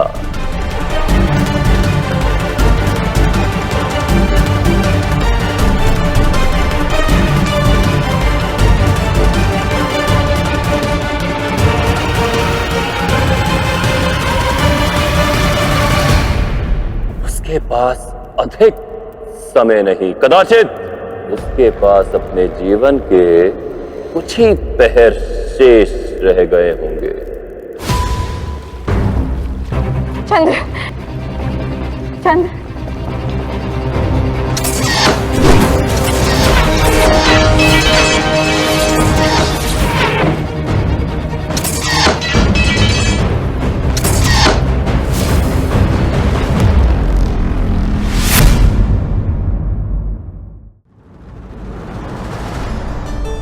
दीपक बुझने के पश्चात किसी काम का नहीं रहता, यही हमारी सोच होती है। परंतु इसमें बुझे हुए दीपक का कोई दोष नहीं, दोष है हमारे दृष्टिकोण का, क्योंकि दीपक बुझने के पश्चात भी अपने तले में काजल छोड़ जाता है। वो काजल जो प्रकाश भले ही ना दे, परंतु प्रकाश में देख सकने में सक्षम हमारे नेत्रों को शीतलता प्रदान करता है और निरोगी रखता है। इसी प्रकार जीवन में मिली कोई भी पराजय संपूर्ण पराजय नहीं होती, क्योंकि वो अपने पीछे छोड़कर जाती है सीख की रेखा, वो रेखा जिस पर चलकर आप पुनः विजय प्राप्त कर सकते हैं। इसलिए पराजित होने पर हताश मत हो, दृष्टिकोण बदलो। बुझता हुआ दीपक नहीं, उभरता हुआ काजल देखो। नीतियां मेरी, नियति आपकी। मूरा और चाणक्य चंद्रगुप्त को मरने नहीं देंगे और मैं उसे जीने नहीं दूंगा। तुम मर नहीं सकते। समूचे भारतवर्ष का भविष्य तुम्हारे कंधों पर है चंद्र, तुम्हें जीवित रहना होगा।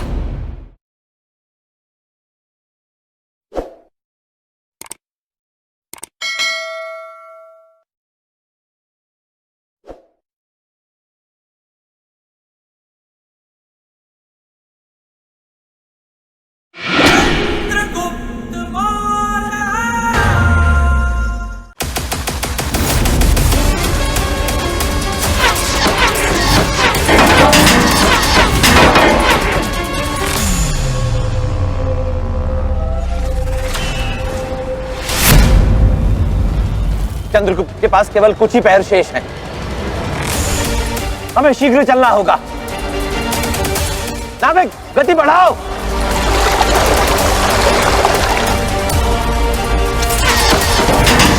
महारानी, चंद्रगुप्त के प्राण केवल जीवन गंध बूटी बचा सकती है, क्योंकि केवल जीवन गंध बूटी जो नागपुष्प के विष का तोड़ है, ये मगध के रंभा पर्वत पर मिलेगी। उस पर्वत की चोटी पर वैद्य ईश्वर प्रसाद की कुटिया है। केवल वही है जो चंद्रगुप्त के प्राण बचा सकते हैं, परंतु उसके लिए हमें सूर्यास्त से पहले चंद्रगुप्त को वहां पहुंचाना होगा। यदि चंद्रगुप्त को जीवगंध बूटी नहीं मिली तो उसका बचना असंभव है। नहीं, नहीं, नहीं चंद्र, चंद्र तुम मर नहीं सकते।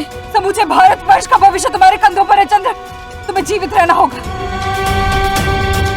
मातृभूमि के रक्षक की रक्षा उसकी मां करेगी, मैं करूंगी तुम्हारी रक्षा। तुम्हें कुछ नहीं होने देगी। आचार्य, यहाँ से रंभा पर्वत कितनी दूर है? 50 कोस है ना महामात्य? देवामय, रंभा पर्वत यहां से 50 कोस दूर स्थित है, परंतु प्रश्न आप क्यों पूछ रहे हैं? क्योंकि नाग पुष्प के विष को काटने वाली जीवगंध बूटी वहीं मिलती है। मूरा और चाणक्य चंद्रगुप्त को मरने नहीं देंगे और मैं उसे जीने नहीं दूंगा। देखना यह है कि इस खेल में जीत किसकी होती है। अब किससे जीतना शेष रह गया है सम्राट धनानंद?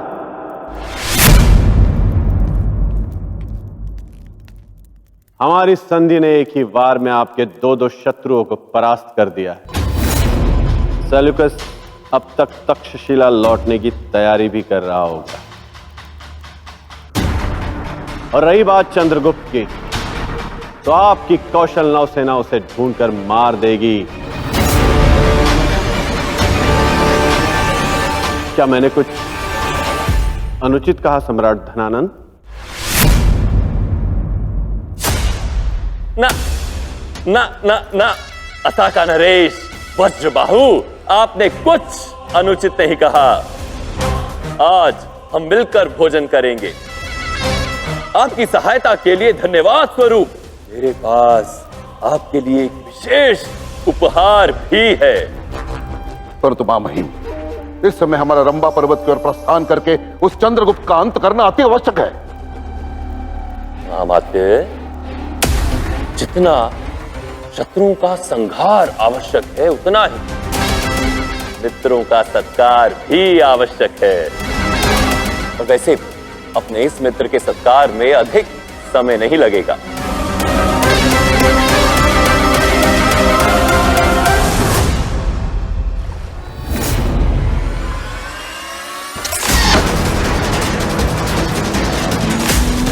नाविक, नौका को उत्तर दिशा की ओर लो, वहीं है रंबा पर्वत।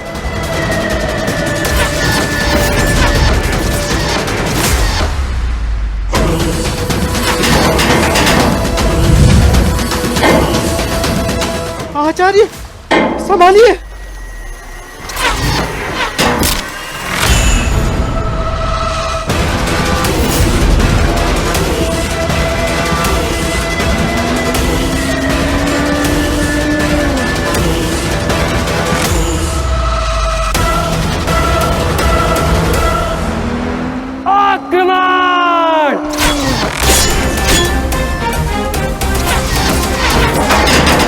आचार्य, अब हम यहाँ से कैसे निकलेंगे? धनानंद की सेना ने हमें दोनों तरफ से घेर लिया है।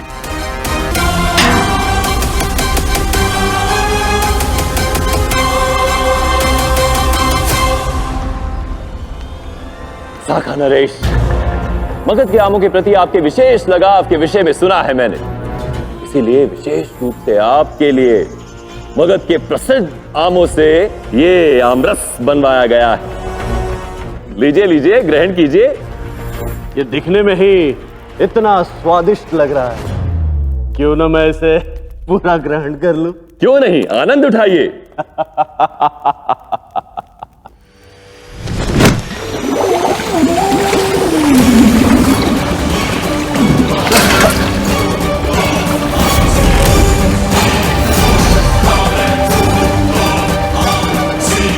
क्या लगा था तुम्हें मगधपति सम्राट धनानंद तुम जैसे तुच्छ व्यक्ति से संधि करेगा? हाँ? एक क्षत्रिय होकर दूसरे क्षत्रिय चंद्रगुप्त के साथ विश्वासघात किया तुमने।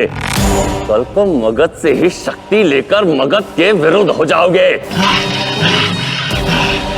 मगध के आमों को असाका के आमों का नाम देना चाहता था ना तो, इसीलिए ये मृत्यु चुनी मैंने। अब न केवल असाका जनपद मगध के अधीन होगा, अपितु सभी जनपदों को ये सत्य ज्ञात हो जाएगा कि जो कोई भी मगध की ओर, मगध की संपत्ति की ओर दृष्टि डालता है तो उसका क्या परिणाम होता है।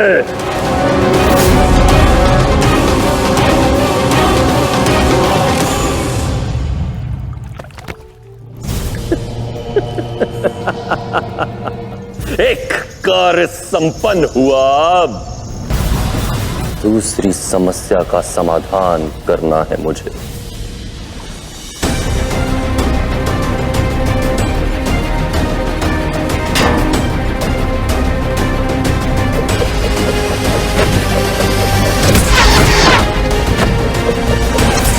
ये प्रयास पर्याप्त नहीं होंगे स्थूल, हमें इन्हें पूर्ण रूप से रोकना होगा, अन्यथा ये हमें इसी प्रकार रोकने का प्रयास करते रहेंगे।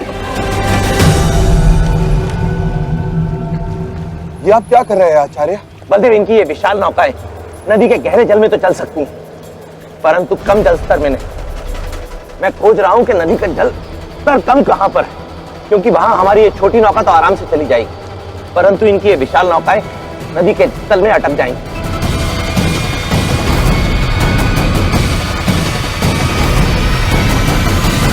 हाँ, यहाँ जल स्तर कम है, यहाँ मगध की विशाल नौकाएं कभी नहीं पहुंच पाएंगी। इसी दिशा में आगे बढ़ो।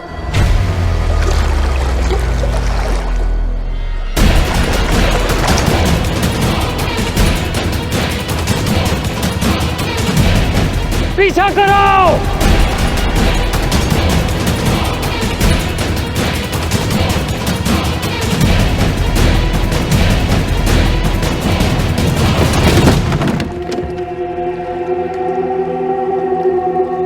आचार्य, आपकी योजना सफल नहीं, उनकी नौकाएं वहां पे फंस गई हैं।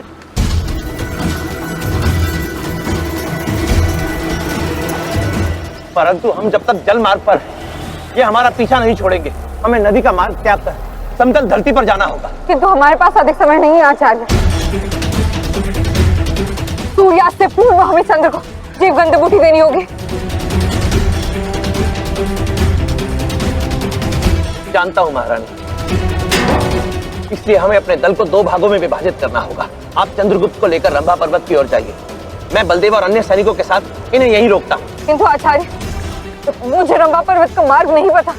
महारानी, आप मेरे बताए दिशा निर्देशों का अनुसरण कीजिए, आप उस स्थान तक पहुंच जाएंगे जो रंभा पर्वत की ओर जाता है। उसके आगे का मार्ग आपको स्वयं ढूंढना होगा। आप केवल नदी के बहाव की दिशा का अनुसरण करते रहिए, शीघ्र ही आप एक छोटे से कोने तक पहुंच जाएंगे। वहां आपको एक लाल पुष्पों की झाड़ी मिलेगी, बस वहीं उतर जाइएगा। वहां से थोड़ी दूर आपको कांटों की एक पगडंडी मिलेगी, वही मार्ग पर चलते रहिए। वो मार्ग रंभा पर्वत को जा मिलता है और रंभा पर्वत की चोटी पर रहते हैं वैद्य ईश्वर प्रसाद। केवल वही है जो चंद्रगुप्त के प्राण बचा सकते हैं। चिंता मत कीजिए महारानी, यदि एक मां ठान ले तो स्वयं यमराज भी उसकी संतान के प्राण उससे नहीं छीन सकते। विश्वास रखिए। आपने सच कहा आचार्य, मैं अपने चंद्र की जान बचाने के लिए कुछ भी कर जाऊंगी।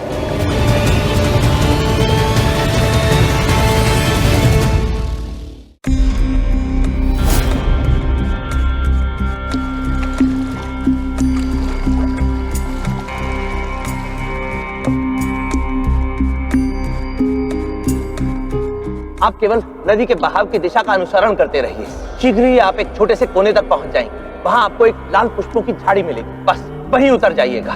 लाल पुष्प?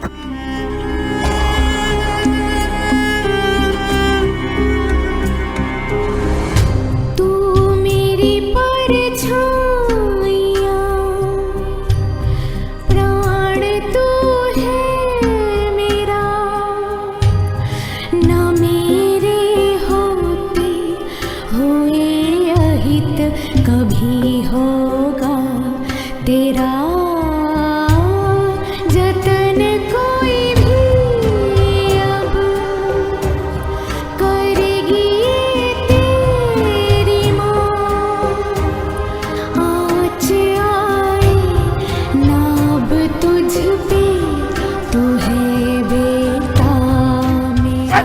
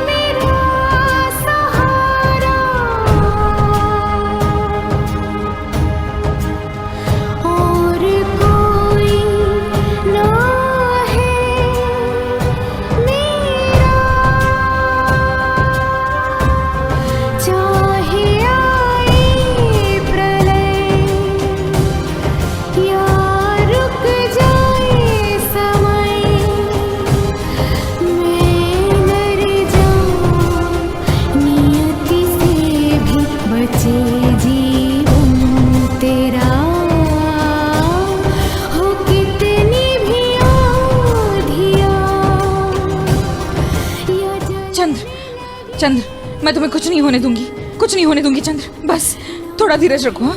थोड़ा धीरज। तुझे में रक्त है तू मेरा, तू मेरी परछाइयां,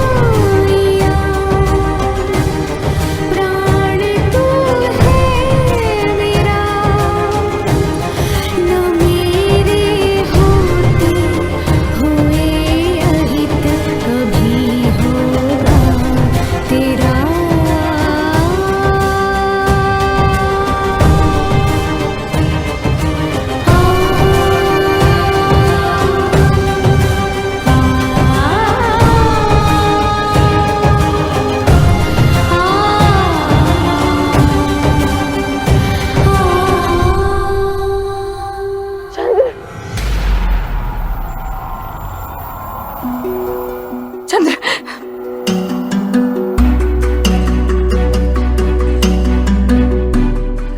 समाप्त होने को है। मुझे शीघ्रता करनी होगी।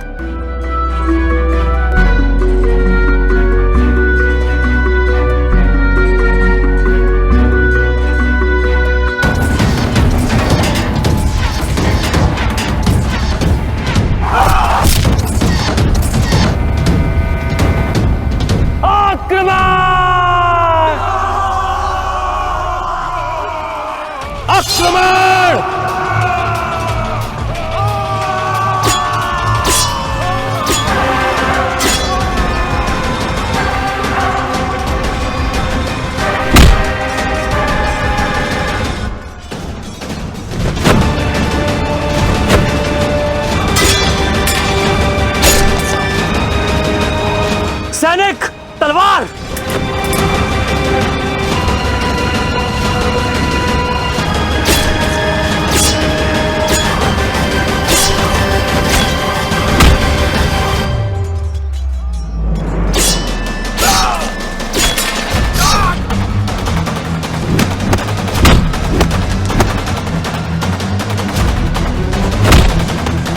चाणक्य, तुम चंद्रगुप्त को बचाने का कितना भी प्रयास कर लो, वो नहीं बचेगा। सम्राट धनानंद रंभा पर्वत के लिए निकल चुके हैं। रुक जाओ, हम सबको शीघ्र ही रंभा पर्वत पहुंचना होगा। महारानी मूला और चंद्रगुप्त को बचाना है। चलो। सूर्यास्त से पूर्व तुम्हें नागपुष्प का विष नहीं, मैं स्वयं मारूंगा चंद्रगुप्त।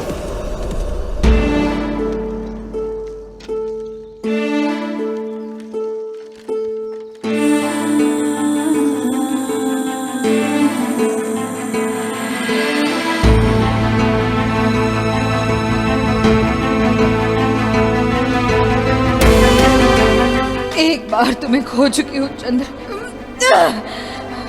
अब चाहे प्रलय भी क्यों ना आए, तुम्हें मरने नहीं देगी तुम्हारी माँ।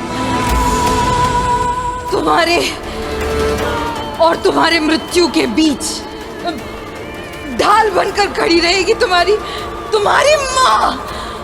संसार की कोई भी ढाल तुम्हें मुझसे आज बचा नहीं पाएगी।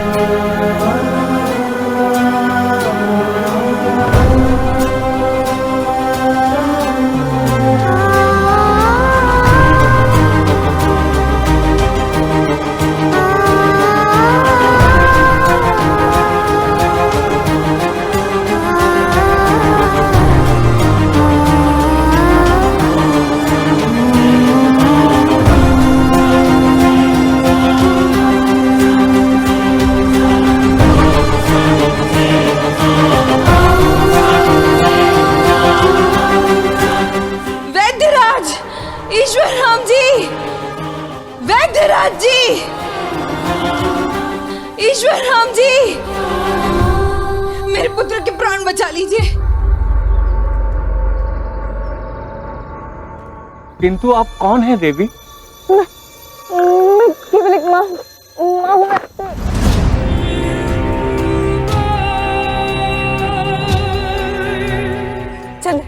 चंद्र आंखें खोलो, चंद्र। ये नाग पुष्प के विष से ग्रसित है, इसके श्वास भी बंद हो गई हैं। अब चंद्र, मैंने सुना आपके पास जीवगंध बूटी है जिसे नाग पुष्प का विष काट सकते हैं। वैद्यराज जी, मेरे पुत्र के प्राण बचा लीजिए।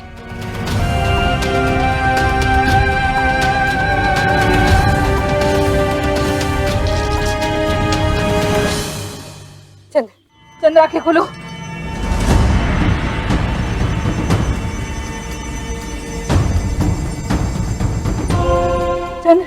चंद्र आंखें खोलो।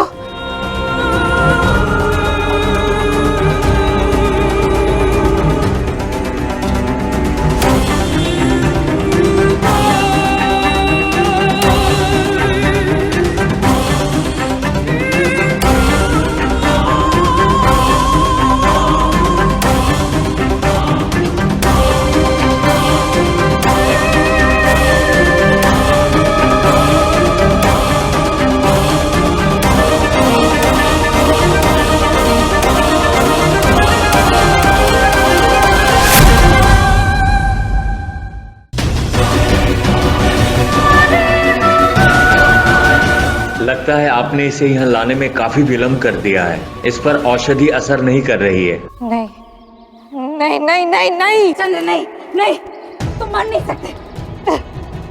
तुम्हें लौटना होगा, केवल अपनी माँ के लिए नहीं, आचार्य चाणक्य के लिए, समस्त भारतवर्ष के लिए लौटना होगा तुम्हें। तुम हार नहीं मान सकते, नहीं मान सकते चंद्रगुप्त।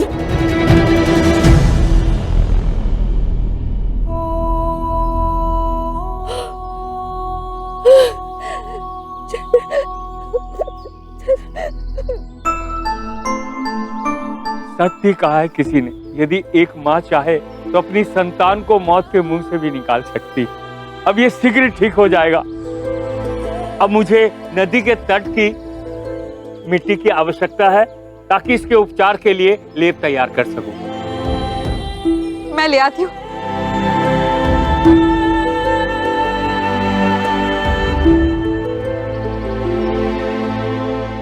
अब तुम ठीक हो जाओगे पुत्र।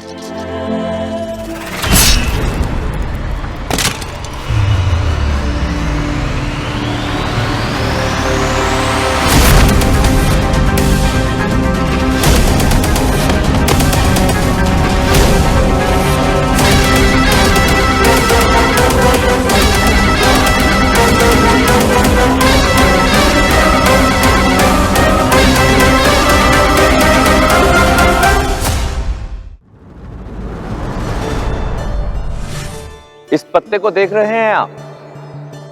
जब अंकुर फूटता है तो ये अत्यंत कोमल और हरा होता है। फिर वर्षा ऋतु में वृक्ष के साथ साथ बढ़ता भी है, परंतु कड़ी धूप पड़ते ही अपना रंग बदलना आरंभ कर देता है और पतझड़ में तो वृक्ष का साथ भी छोड़ देता है। परंतु वृक्ष मरता नहीं, क्योंकि वो इस पत्ते के नहीं, अपनी जड़ों के भरोसे पर रहता है। इसी प्रकार जीवन में भी ऐसे व्यक्तियों से सावधान रहें जो परिस्थितियां देखकर अपना रंग बदलते हैं और दृढ़ विश्वास बनाए रखें केवल स्वयं पर।